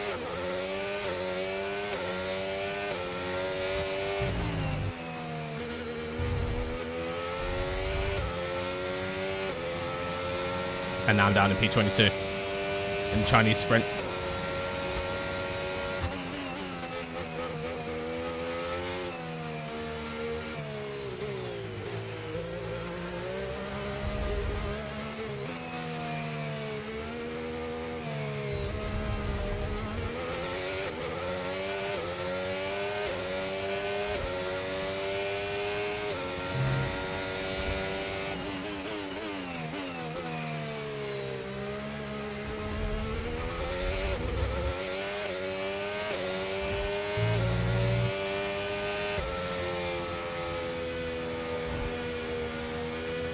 Obviously, losing tons of pace every lap due to the major side pod damage we have. Which is a shame because everyone was saying easy P1, at least a podium. And gap to the car in front, 10.2 seconds. It's a shame this prodigy in Formula 1, Harold Vertel, probably the most talented rookie ever. But just such bad luck surrounding his early career. But it's just a sprint, you know, we're learning. We take these on the chin.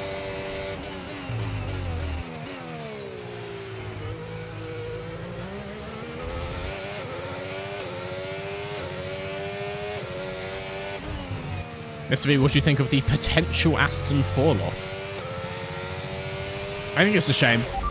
It's not entirely surprising, like, other than Cadillac, they have like the most newness to deal with this year.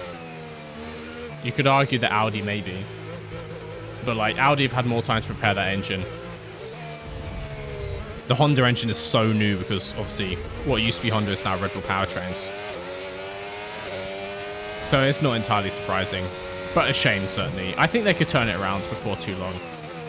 This could be similar to like McLaren with the start of the ground effect era, and they fell off. Like, it's easy to forget that just 2 years before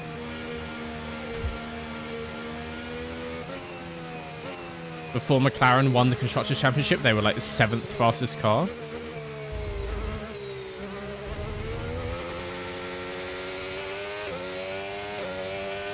So, you know, the turnaround could happen.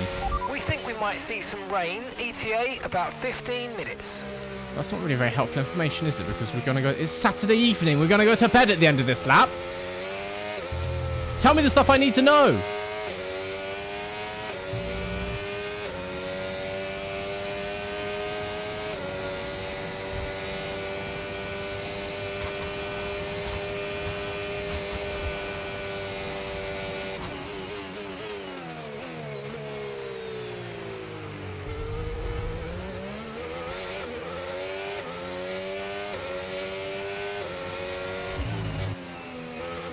It's the esports line.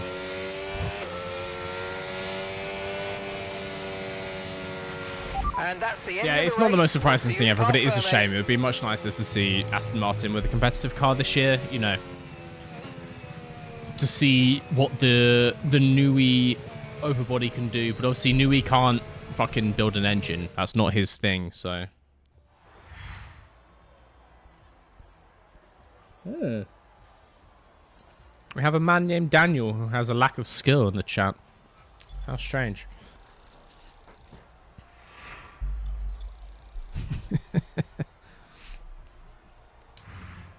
So with the sprint concluded, join us next time for qualifying.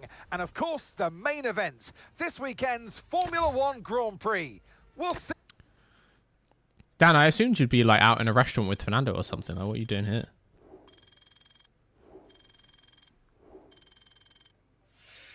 Why did I lose focus? Do you not see my face? I was so focused. DNF? No! I fail to see where the negatives are. You just wait. You just wait till we win the Grand Prix.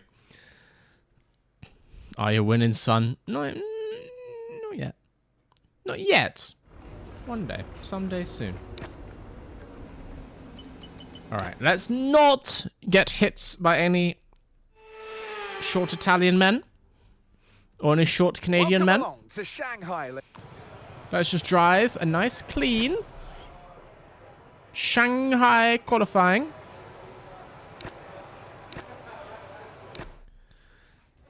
Let's put this thing P2 like I was predicted.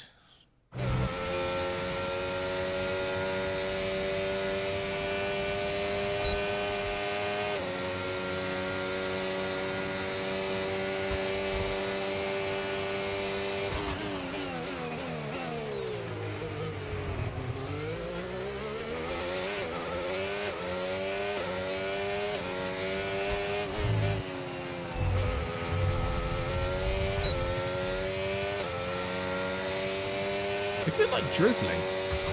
It looks wet.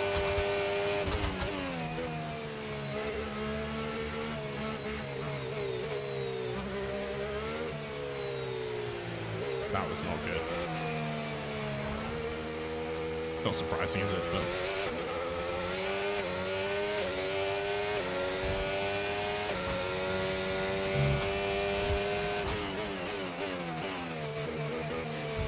Wow.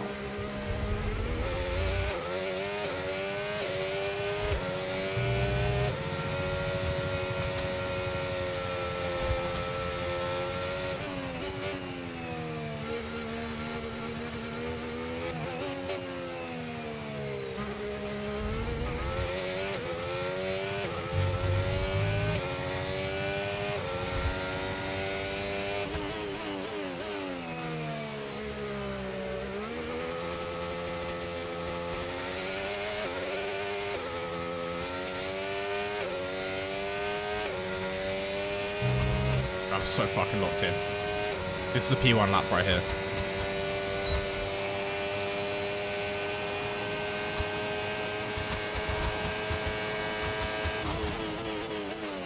Ignore the fact that I have no purple sectors.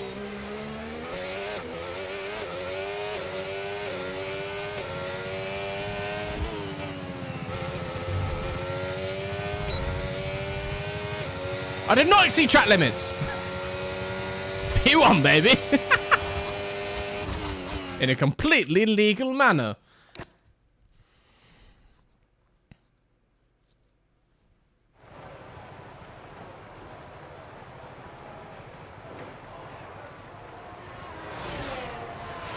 Ask my engineer if it's raining. It looks like it's raining, man. What do they know? That is a cloud. And you know what comes out of clouds? Rain. I'm an expert in such things. You merely adopted the rain. I was born into it. Molded by it. Fuck it, of course it would be Oscar Piastri to beat me. Right, let's go. Again, let's go till there's about 4 minutes left. Then we'll go out again for another one. See how it goes.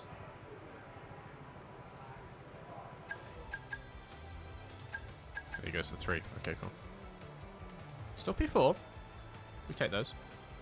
I still got fastest final sector in a completely legal way.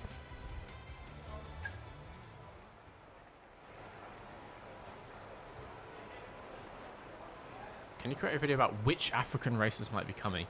There's really only 2 options. It's either going to be Rwanda or it's going to be South Africa, and I'm pretty sure if it's South Africa, it will be Kyalami. They've confirmed that now, so.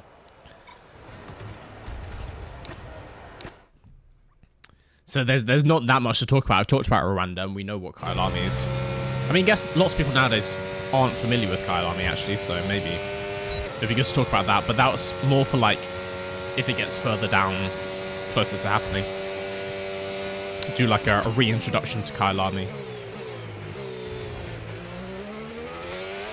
Okay, it's still P4, which is quite nice, but obviously everyone else is going to be doing more flying laps.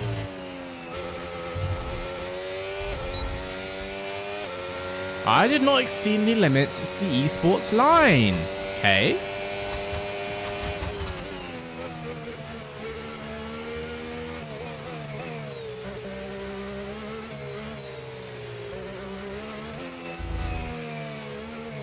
Rotate the car.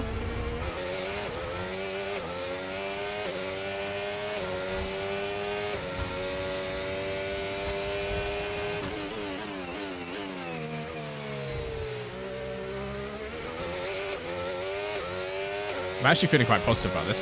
6 up already.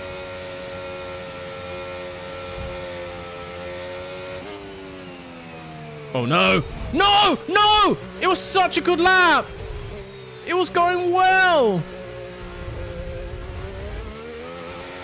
Well, I guess I'm going P4 then.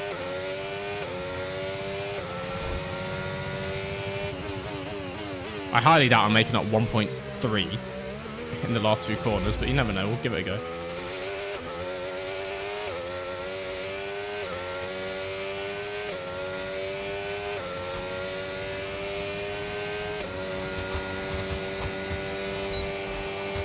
It's going so well.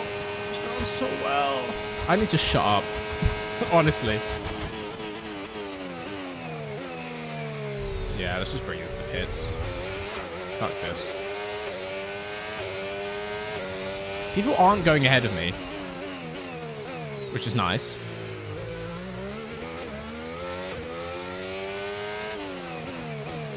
That was P1 right there. I had it in my clutches. Green S1. And obviously would have been purple S3 again. They don't know about the esports line.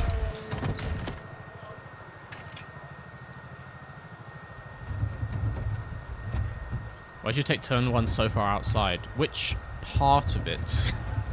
The early corner or the late corner?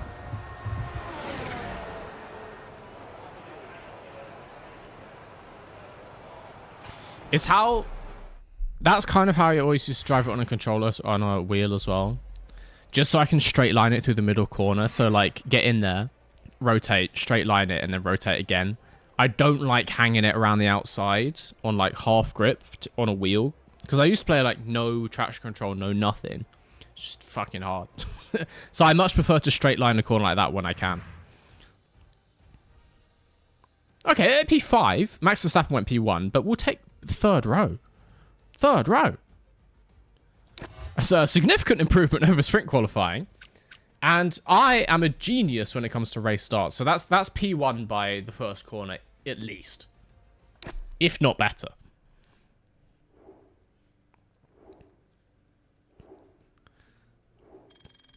Just open the menu, retire from the session at time. No, I'm here for the roleplay experience. Bro, how am I losing rating for going P5? Oh, I'm sorry. They wanted me to go P2. My bad. Oscar... Wait. Did Oscar get P2? He might have done that, actually.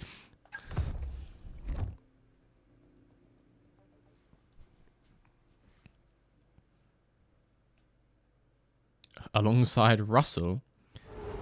Mate, if you think I'm scared of... Russell needs to be scared of me. Just read my emails. Love a little email thing. Alright. We're prepared as best we can, but the rest is up to you. Get out there and do what you best. Just missed some of the words. We'll be monitoring the data closely from the pit wall as always, and if you need specific information, just get on the radio and ask, okay? See you in Park Ferme, Mark. Thank you, Mark. Very cool. 20 lap race in the sunshine in Shanghai.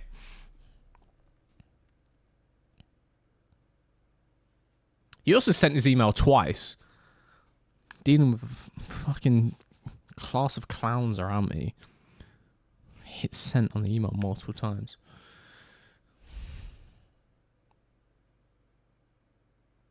What if F1 and F2 had relegation and promotion? For teams or drivers? I mean... if it was for teams, it would be quite funny to see... like, the worst F1 team being still... many seconds a lap faster than the best F2 team. Vice versa. Or do they have to like change regulation set when they go down? Because then at that point it's pure nonsense. The Chinese Grand Prix then is a... Shut up, Crofty. It's time to take a look at our start. And alongside me today is a man who needs no introduction, but I'll try anyway. It's Ant Davidson. Why is it Anthony Davidson? What have you done with Okay, Martin? here we go. I know what you can do. Don't let me down. Thank you, my good friend. Well, I've been calling him Jeff, and I was about to call him my good friend Jeff. I realised we might have tainted that phrase now in the Crash Happy Jackbox streams. So maybe I won't say that. I think that could be bad. Yes.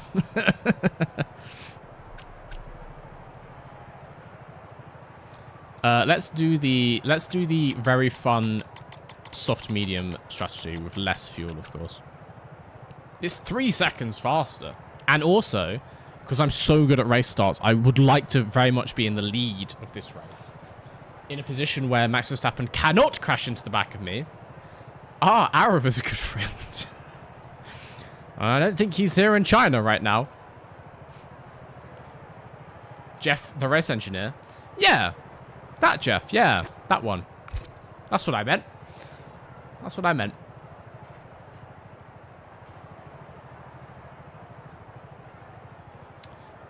Depends what the first letter of his surname is. We're going to move on. We're going to do the race, I think. I think now's a good time for that. Actually, before the race starts, I'm gonna urinate. Mr. V is gonna Mr. P. So I'm gonna roll some ads real quick, and then we'll be back. And then it's time for the normal Grand Prix. And we're just gonna have a very normal Grand Prix. I'm not gonna crash. I'm not gonna be crashed into. It's E for engineer. Jeff Engineer, also known as my good friend Jeff E. Yep. Cool. Very good. Okay, guys, I'm going to take a quick, 2-minute break. And then it's time for the normal Grand Prix. I'll see you in just a second.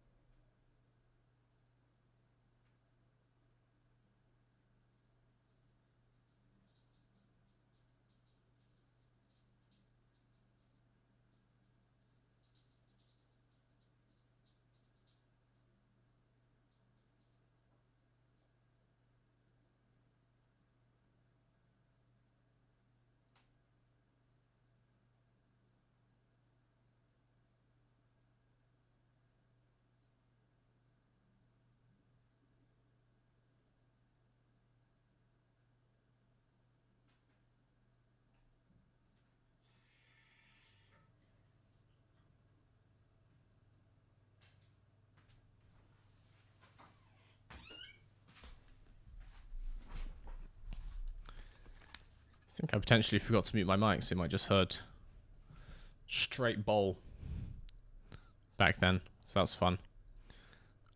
Twitch people are still on ads, so we'll take a second there. I see Jork in chat, very cool. Make China sloppy. No, I really like a non-sloppy race, quite frankly. I prefer if this wasn't sloppy.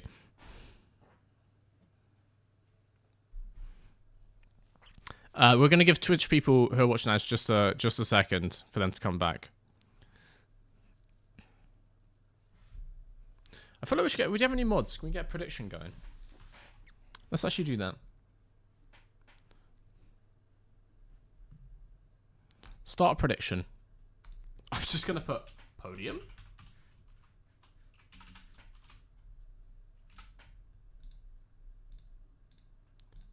If you vote no, I'm going to be very unhappy.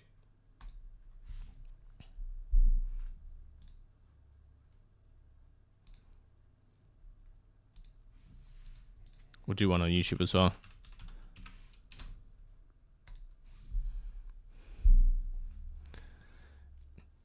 I fancy my chances. I'm fantastic at race starts. We're starting third row. Best car in the game. What's it's 100% yes so far. Ah, author. B button, blood type, emoji, letters A, B and square emoji, a button, blood type, emoji, O button, blood type, emoji, evergreen tree emoji, Christmas tree emoji, steam locomotive emoji, steam locomotive emoji, steam locomotive emoji, steam locomotive emoji. Thank you, author. Also, I see multiple messages saying, I think from the same person, just asking about a Moroccan Grand Prix. I wouldn't be surprised knowing what I know of Morocco. It seems like the kind of place that would want to get one just to like advertise the country. Honestly, Morocco, not a bad shout. I've only ever been to Morocco for work, so I have a weird experience in that country. But you know, I think it would be quite cool. There's a weird, if you go to Rabat, it's very strange because there's like no tall buildings in Rabat. But then when you drive out the city, there's just one huge skyscraper. And it's also not even near any other buildings. Like the town ends and then it's countryside for a bit. And then there's one big skyscraper, which is weird. It was obviously built by like the royal family. But yeah, a little race around, that would be cool. Okay, I'm pleased to announce that only 57% of people think I will not get a podium. So 43% of you have faith in me to get a podium, which I love.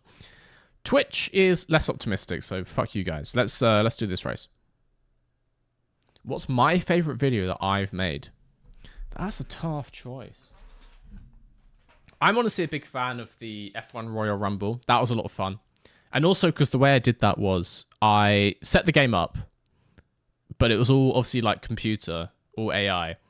And then I just like hit record and then went away. So I didn't know the outcome of the thing. So when I'm recording it as like a commentator after the fact, that is genuinely my initial reaction. Like I did not know what was going to happen in that video.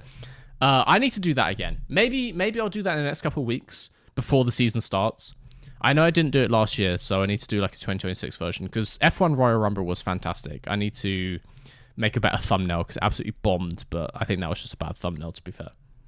Anyway, time to do this race. Everything's set up. Jeff Engineer is ready in the booth. He's got his headset on. My good friend Jeff E. Let's do this thing. Strategy's locked in. I'm locked in. Sort of. It's an okay start. Russell, what the... Okay, yeah, maybe alongside Russell was bad. They absolutely send it through the first part of that. Just need to stay close and to not lose ground.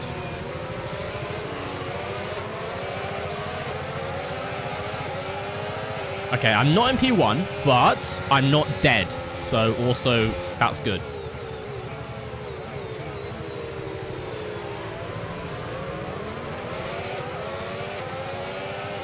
I need to really not kill Oscar right now.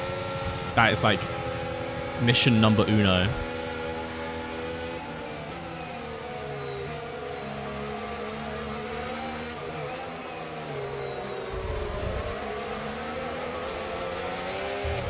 See, look, I have the pace to kick it with the front runners. If I just don't get decent start. Good job. kamikaze at the start of the race.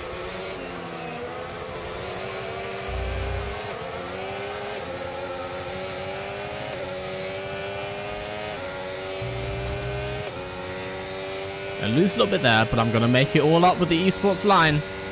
On that final corner, don't you worry. Oh, Ocon's gaining on me. That's quite scary. That's actually really not a person I'd like to have coming up behind me into the hairpin. Honestly. Well, I'm better in the hairpin than them. We got Oscar in the hairpin. No! No! Why did you brake like that? George! Use the esports line. Why are you all like this?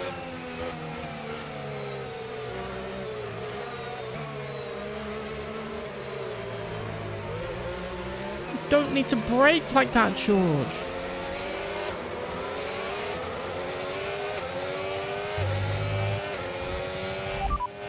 Understood. Copy that.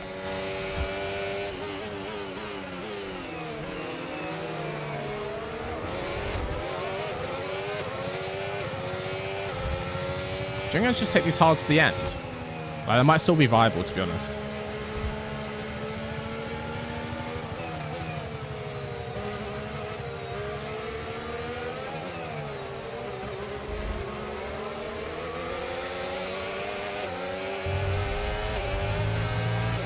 Ooh, we actually got past George as well. At least I got a buffer. At least I have a buffer. So that's nice. Yeah, maybe both the Mercedes drivers are a bit rogue in this game. What the... Oh, it's the front wing. It's the esports line. It's all good. I'll just let Oscar go. Maybe I won't.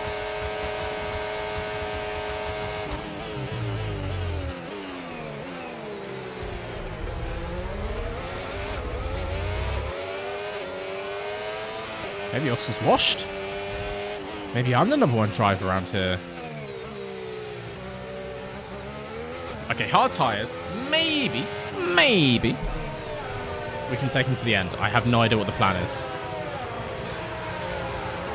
Optimal. Oh, we love those words. We'll come out at the back. Okay, go, go, go. Perfect job on the turn in there, mate. Looks like a nice stop time. We're happy with that one. P22, but this is my only stop. Everyone else still has to make one, of course. Stay clear of the white I line held exit. position We'll receive until a doing penalty it. for dangerous driving if you cross onto the track.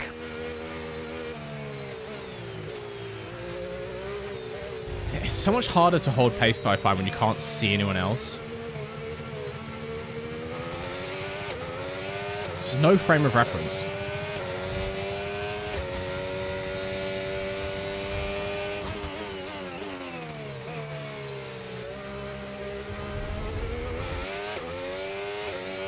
"17 laps on my way back here."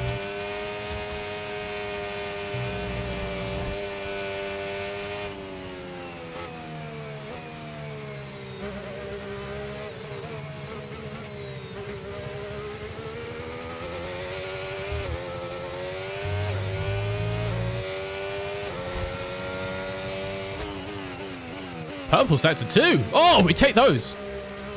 We always take those.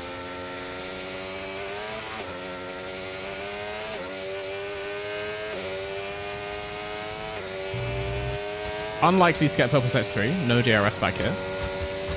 Doesn't look like there's anyone a second in front of me. That's quite a lot of bottoming out.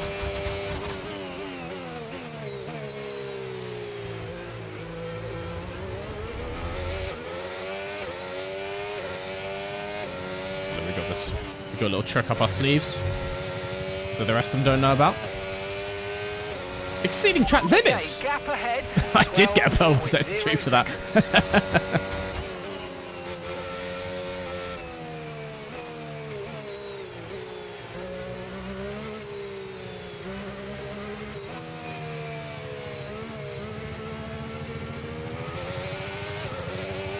Okay, I won't go quite so wide in the final corner, but I'm going to keep doing it. Fuck it. What are they going to do? Give me a time penalty? Doubt it.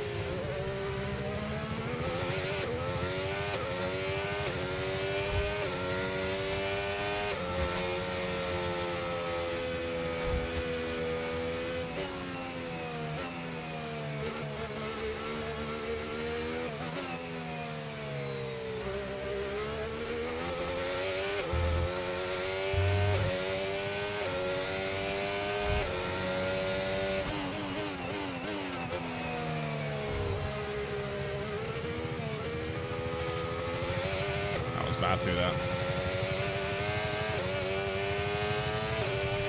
You have to get that little bit of speed through the middle of the outward snail, otherwise you just don't get anything through the rest of it.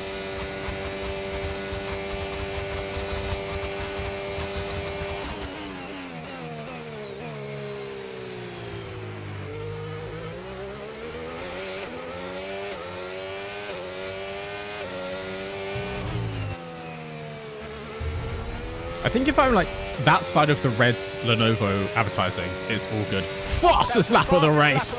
Keep this up. Well done. I will.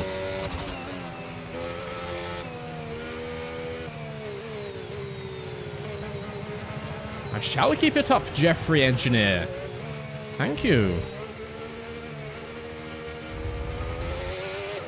I told you I'm the driver who was promised. Max Verstappen 2.0. No need to worry about the tyre condition for now. Everything's looking good. Of course they are. The tyre whisperer. The track masterer. This ain't my first rodeo. Because it's my second rodeo. But who needs rodeos? You've got all the talent. The great racing nation of Germany behind you. Okay, gap to the car in front. 6.1 seconds. 6?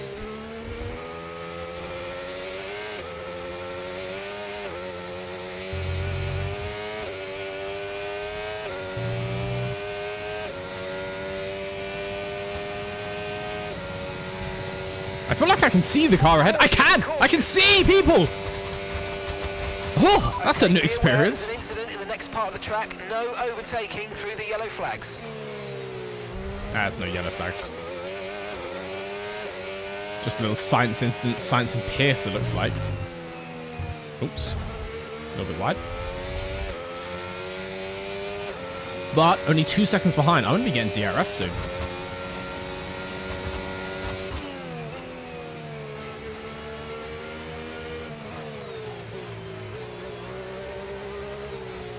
I feel like I can probably do that in 4th.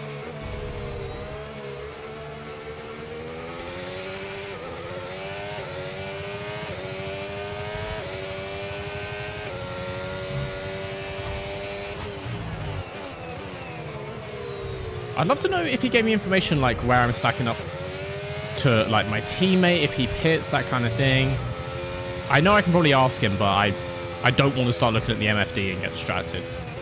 I don't know the game well enough to know where that is in the options.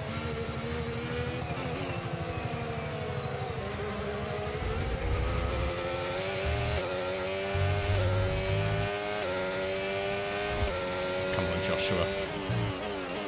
Just don't brake check me, please, dear God.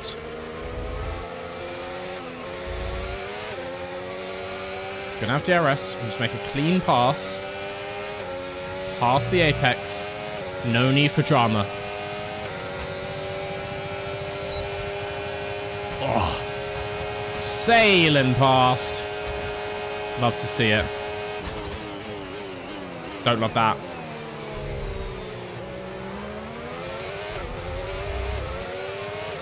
Now it's clean rejoin.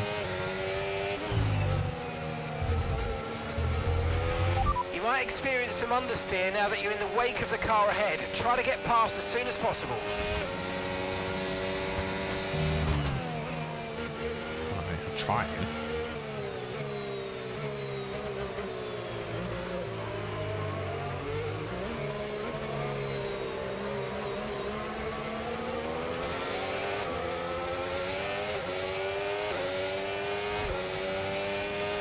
Science then Albon. Williams fully washed in this game, it would seem.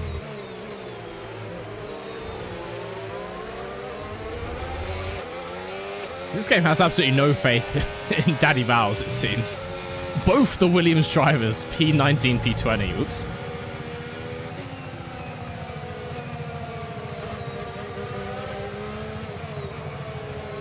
It's just a train, I guess. I wonder who's at the front of this. It looks like an Alpine? Is that color? Hard to tell. Okay, just keep it clean. Don't lose another front wing. I really like my front wing. It probably says MasterCard on it, I suppose.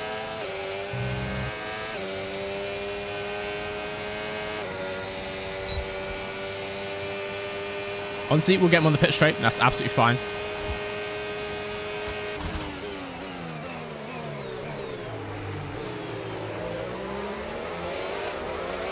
Two Williams on the exit of the hairpin. Oh my god. I'm the best to ever do it. No! Sonny Hayes! No, you... What are you doing? Bro, what the fuck?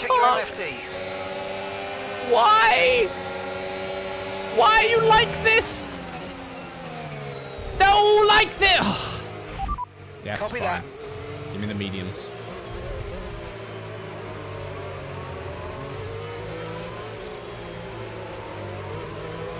just get brake checked all day, every day. Okay, mate, let's try and climb up the order if we can. We're setting you a new target. Push, push. Can't even brake now. I've lost all the front end.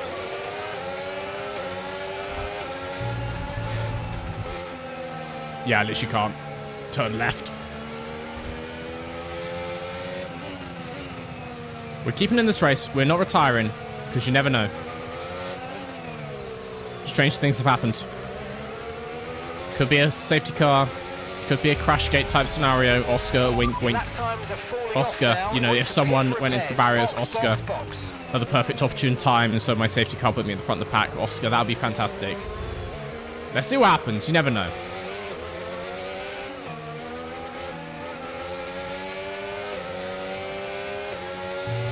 He was behind in detection, wasn't he? Of course.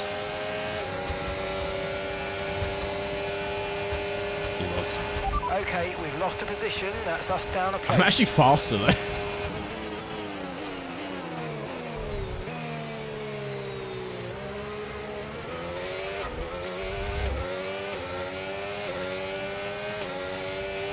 Please don't go in the pits. Thank you.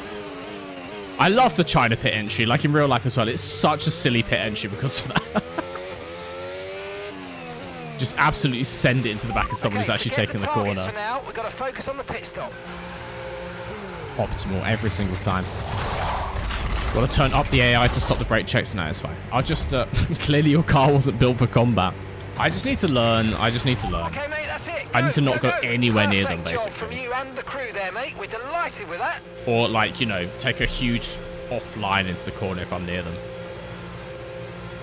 I'm just getting used to them. Pit strategy complete. See these tyres through to the end now. Do my best, Jeffy. Do my best.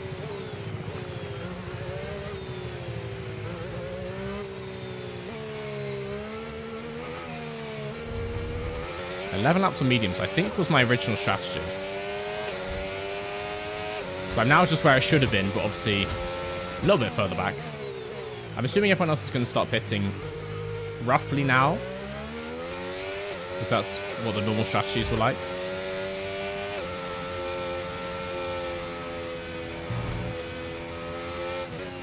So it'll be interesting to see how far behind I am.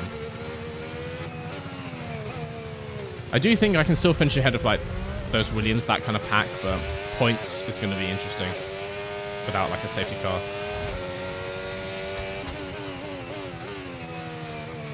But we don't quit. We don't give up around here. It's not how we do things here at MasterCard McLaren Formula 1 team.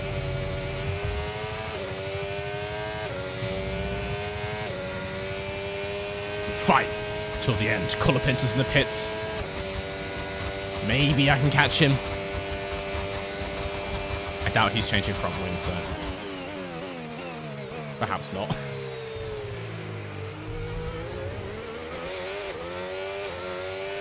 See where he comes out.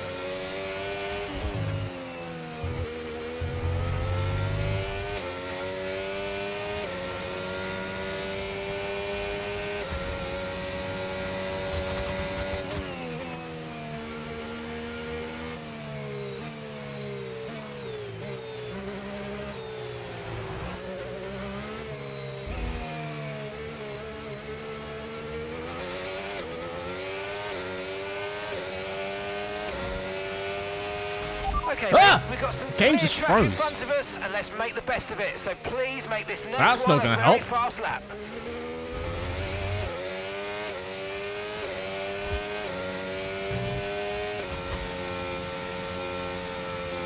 Very fast lap, says Jeffy. See what I can do. Teammate in the pits. I think he might come out ahead of me. The car ahead's coming to fit the mediums. Car ahead now running medium tyres.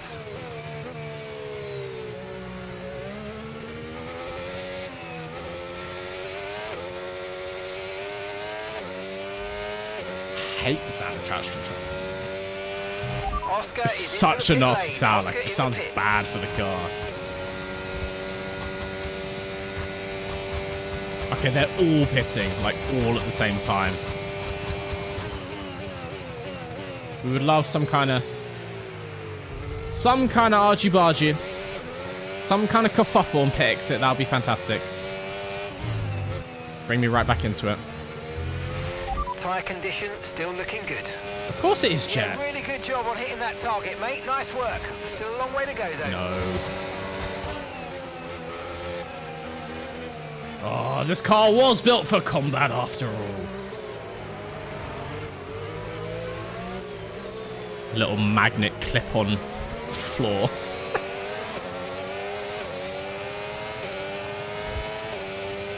Gotta get him in the corners.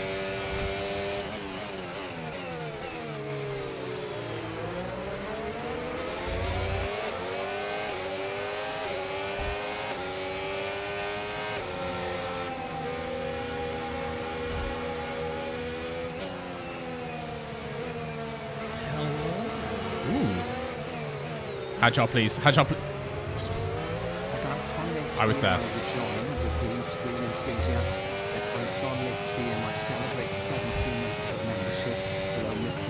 Sorry I missed most of stream flow. Party popper emoji. Party popper emoji. Party popper emoji. Hello Anton, welcome back. 17 months is a lot of months. No worries at all. There are going to be more streams. Don't you worry about it. I was just out for a few days last week, which is why there's not been any for like a week. Yeah, welcome back in 17 months in a row. Also, as everyone saw, I was clearly alongside at the apex of Hadjar. And the stewards will verify that. That was a clean pass. I'm flying through these guys now. Just need to not get gas lead. Not short shift myself as well. So press up shift instead of DRS, which is nice.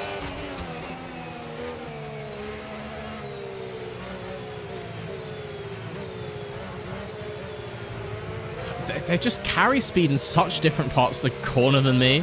And also they brake so early. They brake early and slow. It's quite hard to predict.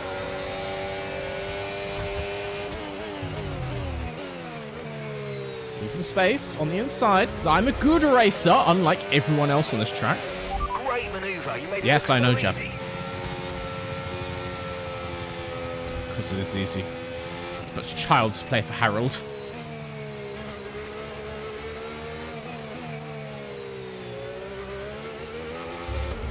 Oh, okay, I might have got that slightly wrong.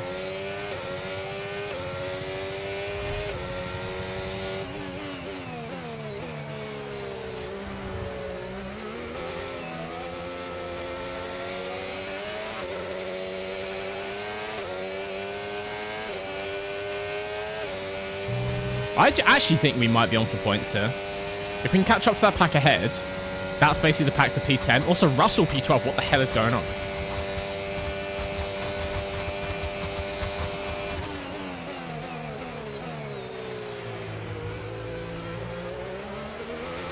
I just have to get the car in a straight line. I have to like rotate quick and get the car in a straight line. With this traction control, you cannot get any speed down mid-corner. Okay, gap to the car ahead, 3.4 seconds.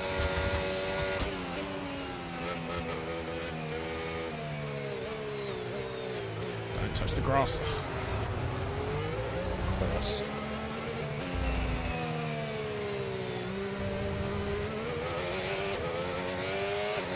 Lost like half a second. You can get that back. You can get that back.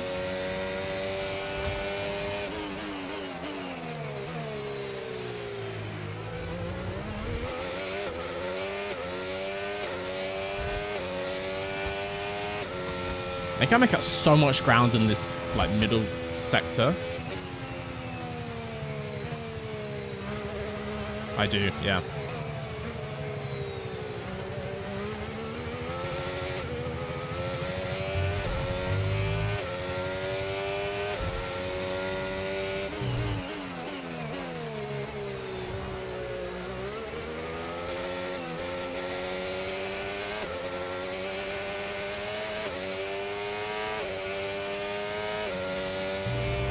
Verstappen fastest lap. Verstappen's just put up the fastest lap of the race so far. Doot, and all that.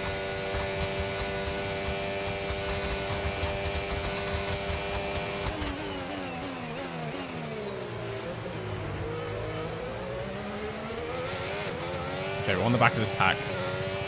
P10 is on the cards. What's this? What is this? Water. So tell me, Mr. Bean, who you think is the best F1 driver to never be world champion?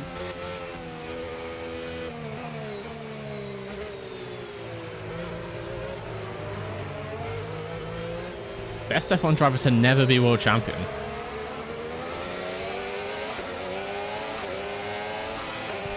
I mean, there's a lot. Like, there's a lot who never got to prove it. People like a, you know, like a Gilles Villeneuve type.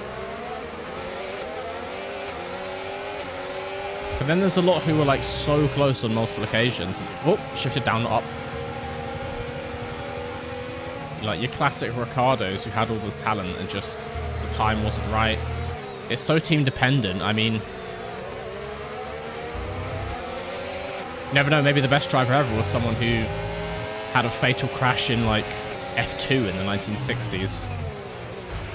I can't brake enough! If you want to go and check it out. I don't want to check it out.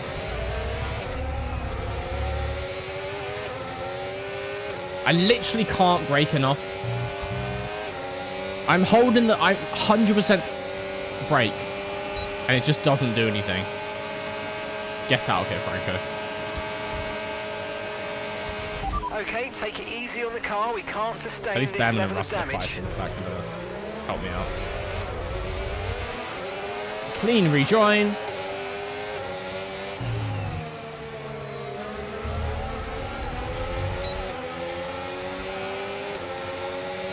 I'm still getting that P10. I don't need a front wing for it. I might need a front wing for this corner though. Alexander Albon out of the session. That's in my favor. We'll take it.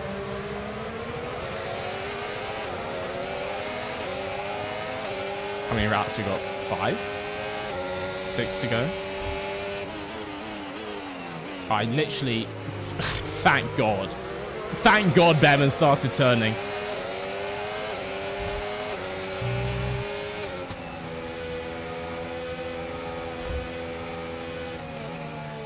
Okay, the way the damage is not too bad for my lap time.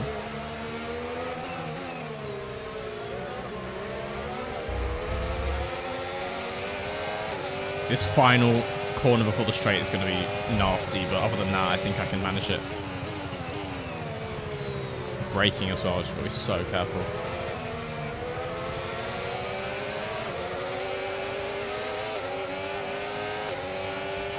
DRS and Russell, which is nice.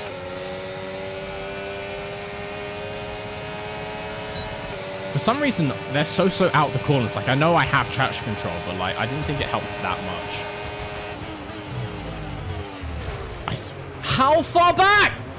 How far back do I need to brake? Okay, you have a lot of front wing damage. Box for a new one. Nah. Okay, yeah, probably needs to do that. Like, actually, can we see this, please? Or we don't go. It's not far back enough. But like, I just don't get why they're so slow on corner entry. Like, it's like they start braking at the same point, but they're I was going to say level of retardation. Please understand that that's a scientific term. Their car slows down so much and they turn in so slowly. I literally 100% brake can't slow down enough from that far back. It's just how Russell races. This is how they all race. It's how they all race in this game.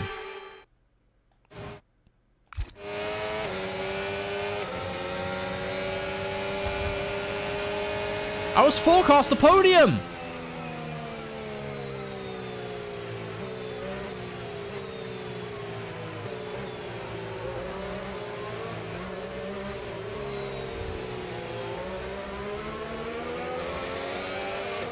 Let me see if I can still do something with this.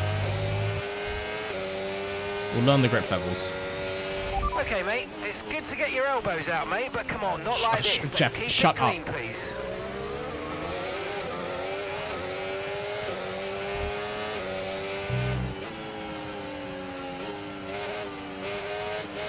Yeah, nah. I think we're done for. That's all the turning we got. 4 laps before the end.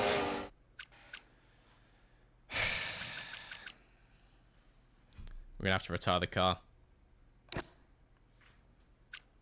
We're gonna have to retire the car. It literally just won't turn through sector 2 now. Drive in the wall. No. Green flag. It's always been like this in the F1 games. It's always. They've always like just slowed down so much for corners.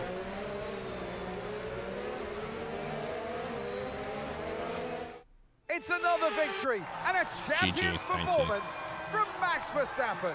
They led from lights out to the flag at the end, and their race. I started when I'm behind someone in the braking zone to be as far away as possible. I need to, like, even if you're so much further back, you gotta pull to the side as if you're gonna overtake him. I forget how far back that is though. Like, with my eyes, it looks obvious that I'm gonna be nowhere near them. Bring them out to the awaiting crowd. What do my eyes know? And obviously, of course, Oscar gets another P2. One of the all-time greats celebrates yet again. It's another podium. It's another top step for Max Verstappen. I don't know, man. This game. I'm gonna lose XP again. How much XP am I gonna lose? After an event like that, Shut who up. knows what Shut the sport up.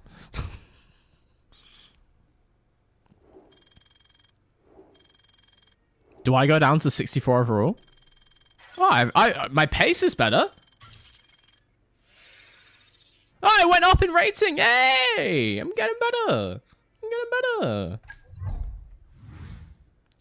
Not doing fantastic against Oscar. That's okay. That's fine. Oh, my wind tunnel engineer's very happy. Yeah. I just need to learn how they are. I remember it always used to be like this. Well, it wasn't as bad like really a long time ago in these games, but last like 5 years of these games, they're so unbelievably slow mid corner. You just gotta assume they're gonna stop all the time. Oh. Unbelievable. You know what, guys? Before I turn the stream off, I am going to do the Wordle. No, not the Wordle. The driver... Oh. You know the one I'm talking about.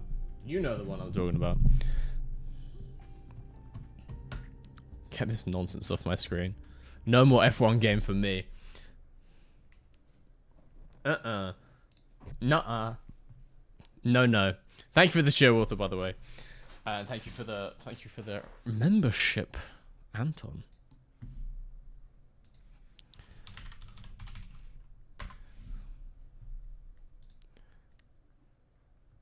I've not been playing since F1 2019. Is the game very different? No, not very different. Actually, incredibly similar, quite frankly. But yeah. I do think, honestly, with them not releasing an F1 game this year, like an F1 26, I do think that's a good thing. I mean, hopefully. So, the F1 27 thing is then, I believe it's not going to go back to annual releases. It's like an F1 game. More similar to something like iRacing or whatever. So, hopefully, there's much more of an emphasis on the simulation side and the driving feel, that kind of thing. So I genuinely think it's a good thing for the game. Can't be parking on corner entry like that. We can't be parking on corner entry. Would you like a race in Botswana? You know what? Fuck it. Go for it. Just send it, mate. Any African country you want. Just whatever. We'll just basically do a rally stage in the middle of nowhere. It'll be fine. It'll be good. In a quick race at Lucerne now. I don't even understand that reference, mate. I have no idea what you're talking about, quite frankly. I'm going to do the driver rule, if those of you haven't seen it. It's like Wordle, but with F1 drivers.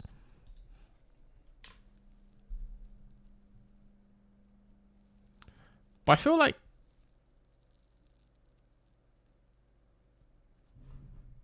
there's more than one of these.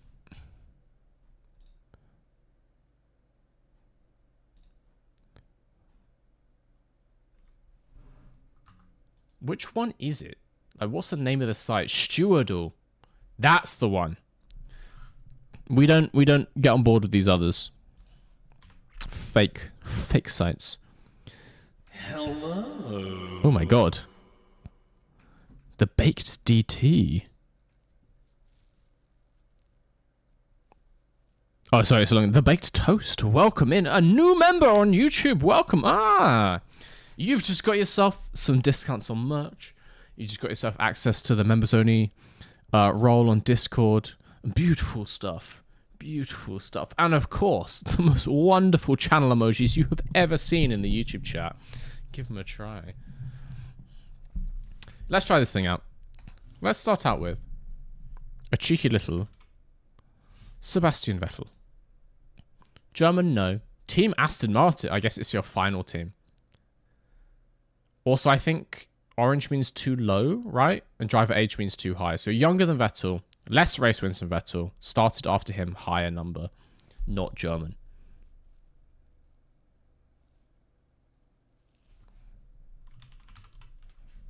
It could literally be anyone at this point.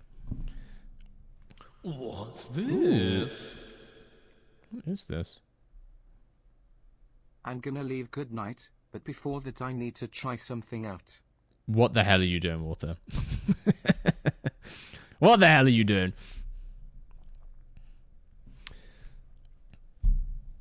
Not Australian. I don't know what it means if the team is orange.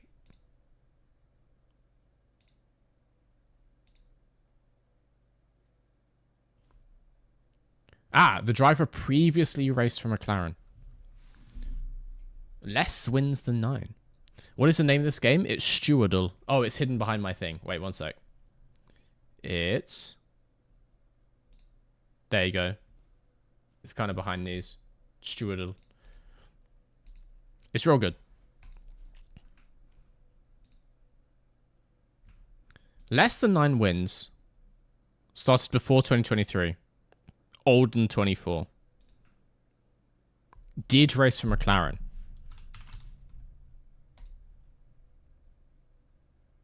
No.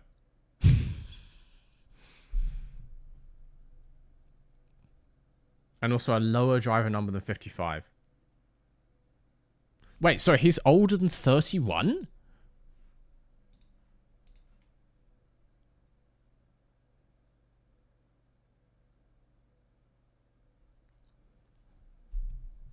Perez? Actually, Perez is a fantastic shout. Started after 2007.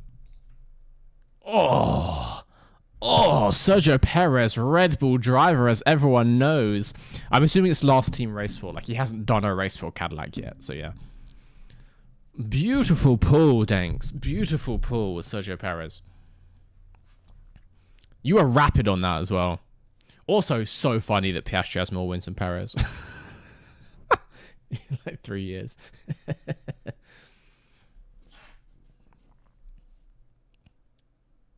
I'm just happy at least that Science is older than me. Again, it would start to feel real bad when people like that are younger than you. Max is younger than me. That makes me incredibly sad. Hell yeah. But yeah, I think I'm going to end this there, guys. More testing starts on, what, Wednesday this week? I believe it is. It's going to be beautiful stuff. I'm not planning to stream any of it, to do like a watch long, but if the other Crash Happy guys are on doing the same thing, I might just like join in with them if they're looking for company. Oh, Walter. Twitch TTS doesn't let me cheat job emojis, frowning face emoji, with that terrible disappointment. Good night. What do you mean job emojis?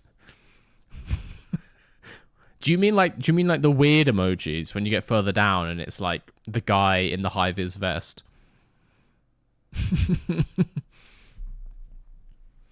Kimmy is my age and a merc. Yeah, feels bad. Feels real bad.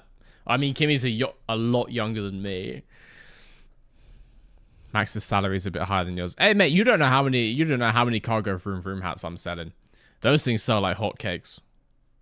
Not, admittedly, not quite to the tune of like 80 million euros a year. That would be... I think I would have enough room for a nice direct drive steering wheel at that point. But yeah. Like the astronaut and the firefighter. Oh, okay. A Jensen blood type emoji. Will Aston make 107% of Melbourne? I believe so. 107% is so much, man. Like, if you imagine that... Fuck, what is 1%? What is 1% of a minute? But, like, what is a pole lap in Melbourne?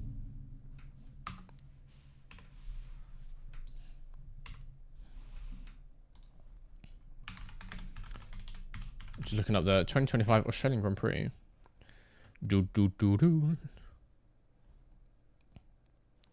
Pole position 115. So 1% is less than a second, right? But let's say it's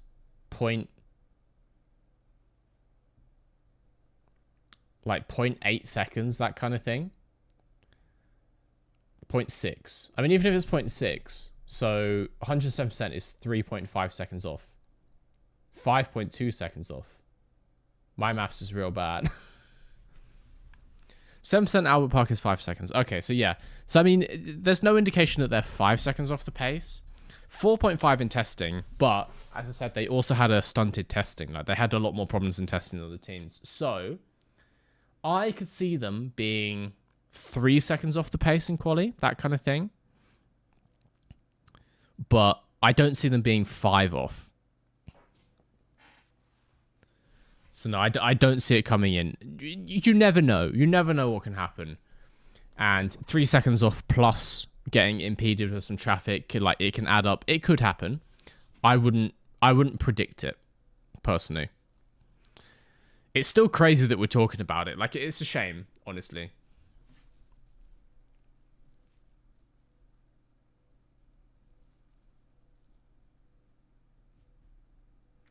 I think Aston will be fine by Melbourne. Is that seems a hot take? Well, it depends what you mean by fine. Depends how like where in the pecking order you mean by fine. If you mean they're going to be like P5, then that I think is probably a hot take. Yes. If you are saying they'll, you know, be in the mix, maybe like 9th, 10th fastest, then potentially. I still think they won't be the slowest in Melbourne. I could see Cadillac. No. I think Aston will be slowest in Melbourne, but I think they'll overtake Cadillac quite quickly throughout the year. I think by summer break, Aston will be fastest in Cadillac and maybe even a couple other teams. Maybe even like Audi at that point. So yeah, I think they'll be okay. Not good, but okay. Fine is lower midfield. Oh yeah, lower midfield is, well, anything other than the slowest team on the grid, really. The Bottas-Alonso battle for P18 will be must-watch cinema. Yeah, I assume Dan's left the chat, but thank God he's not here to hear that.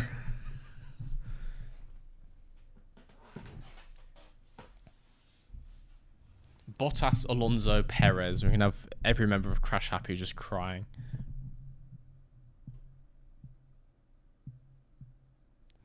But yeah, I don't think the rule will come into effect. So Cadillac, you think they'll get to Cadillac level by Australia?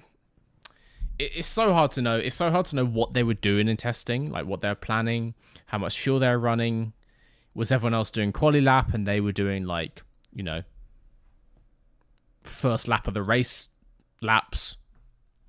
It's so hard to know, and that's why the times, like, really don't just read into it that much. Just go from what the teams are saying, go from, like, body language, that kind of thing. Like, obviously, they don't seem that unhappy, but then also people pick and choose the quotes. And, like, I've seen interviews from Alonso in the past couple of days where actually he looked pretty happy. I saw one where he was like, oh, we've definitely got the best aero on the grid, and we've got Adrian Newey, so, like, maybe the engine's not the best so far, but, like, throughout the season we're going to improve loads and we'll be there. He was basically saying, like, oh, I have full faith in the team. Like, obviously, you can just act. You can put that on. But you got to read into body language. You got to watch the interviews because the times mean nothing. They might have had a car full of bricks. We don't know. We don't know. Bottas won't score a point this season. If anyone was going to not score a point, it would be Bottas or Perez for sure. I can't see Cadillac ever like improving above 10th fastest team. If someone had to have an engine failure at Melbourne, who do you think it would be? Again, that's just such a roll of the dice, man. I'm going to say Mercedes engine. They seem to have had the most engine problems in testing. But again, they're not running at like 100%. So maybe like Audi, because Audi are a one team engine. And so they just had less testing on the engine. So maybe it's just a bit less reliable. Like they've had less time to find issues, and issues are like the most random inconsequential things. Like you imagine an engine issue to be like the whole thing explodes and the block tears itself to pieces, but more often than not, it's a single wire, you know, to one of the control units was rattling around more than expected, rubbed against a metal edge, got cut through, shorted out, and then the engine stops working. Like, it's boring stuff. But that's why having all different teams with the same engine, more laps with the engine, gives you more opportunities to catch these. It's like the Swiss cheese approach to problem finding. So yeah, like an Aston engine DNF, maybe a Mercedes engine DNF.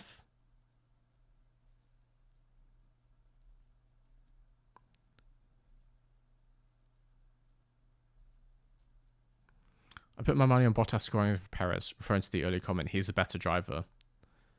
And then says, Perez is a lot better at present. In what world is Perez better than Bottas at present?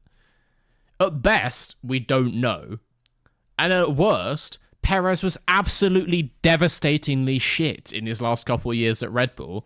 So what evidence are you using to suggest that Perez is better? Bottas wasn't fantastic in his last year at Sauber, but like he was better than Perez was at Red Bull, like honestly.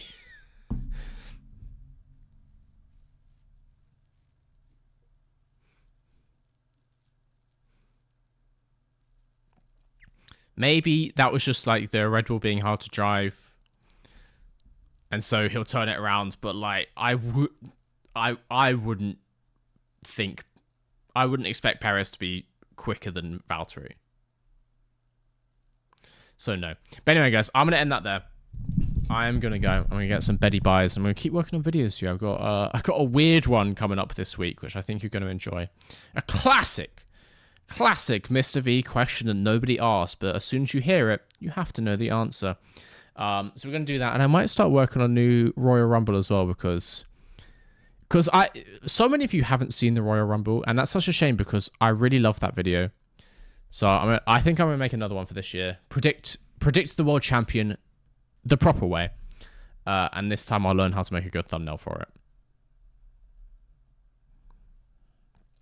The car was the problem at Red Bull. Not even Prime Lewis could have driven that thing. What are you saying? Listen to yourself. Prime Lewis. One of the greatest drivers ever in the sport. Prime Lewis.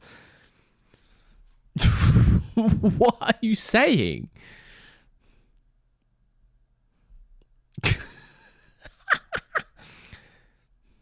It's just insanity. Royal Rumble was elite. I watched it 18 times. Hell yeah. Well, I'll give you another one. Because I think it needs to be redone. I think more people need to see it. It's a shame that it bombed last time. Hadjar gonna be horrific this season too. I don't think so. If Red Bull make an undrivable car again, maybe, but I don't see that happening again. So I think Hadjar's gonna have a good year, honestly. I don't think he'll beat Max, but that's not really a hot take, is it? Oh my god. Oh yeah. Have I purchased a project car? No. I would like to, but a project car in the sense of like a light project, because if I got a car now, I'd want to drive it more often than I did. My previous project car, I like never drove it, and it was just to take to track days. If I got another car now, I'd want to drive it quite a lot. I'd quite like to buy just like an MX-5. I'll just get like a Gen 2, maybe a Gen 3 MX-5. There's no point trying to get a Gen 1. They're old enough at this point that they're actually getting more expensive for what they are and more broken. But like a Gen 2, a Mark 2 or a Mark 3, I'll probably get one of those, dirt cheap, And I might make a series on it. I'll do some like light stuff to it, similar to like a money pit from Donut, but I won't put the series as far as they did. But you know, talk about buying wheels, buying like nicer tires, maybe some like minor interior modifications, do some like seat restoration, changing like gear sticks, steering wheels, talk about that kind of thing. Just some like light stuff that I would like to do to my own cars anyway. But I probably wouldn't go crazy. I wouldn't start messing with the engine just because I'd like to actually use that car and I don't want to break it. But no, I'm planning to get one at some point in the next next few months. I just got to save up because there's a lot of things to save up for this year, sadly.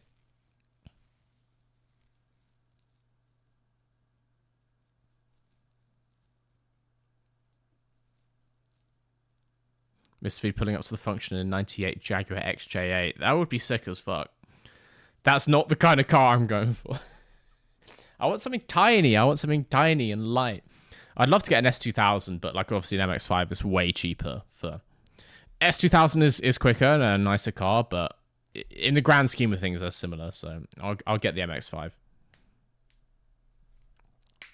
But yeah, no, Hadjar is going to be just fine this season, I fear. So don't worry about him. Anyway, get an old Renault Clio. No, I will not be doing that. You can never force me to own a Renault, and so I will not be doing that. Anyway, I'm going to end that there, guys. Thank you for joining me on stream.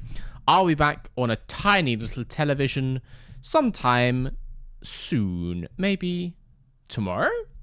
No, don't think so. But maybe like Wednesday, I think. Maybe tomorrow. Maybe tomorrow. I'll see you then.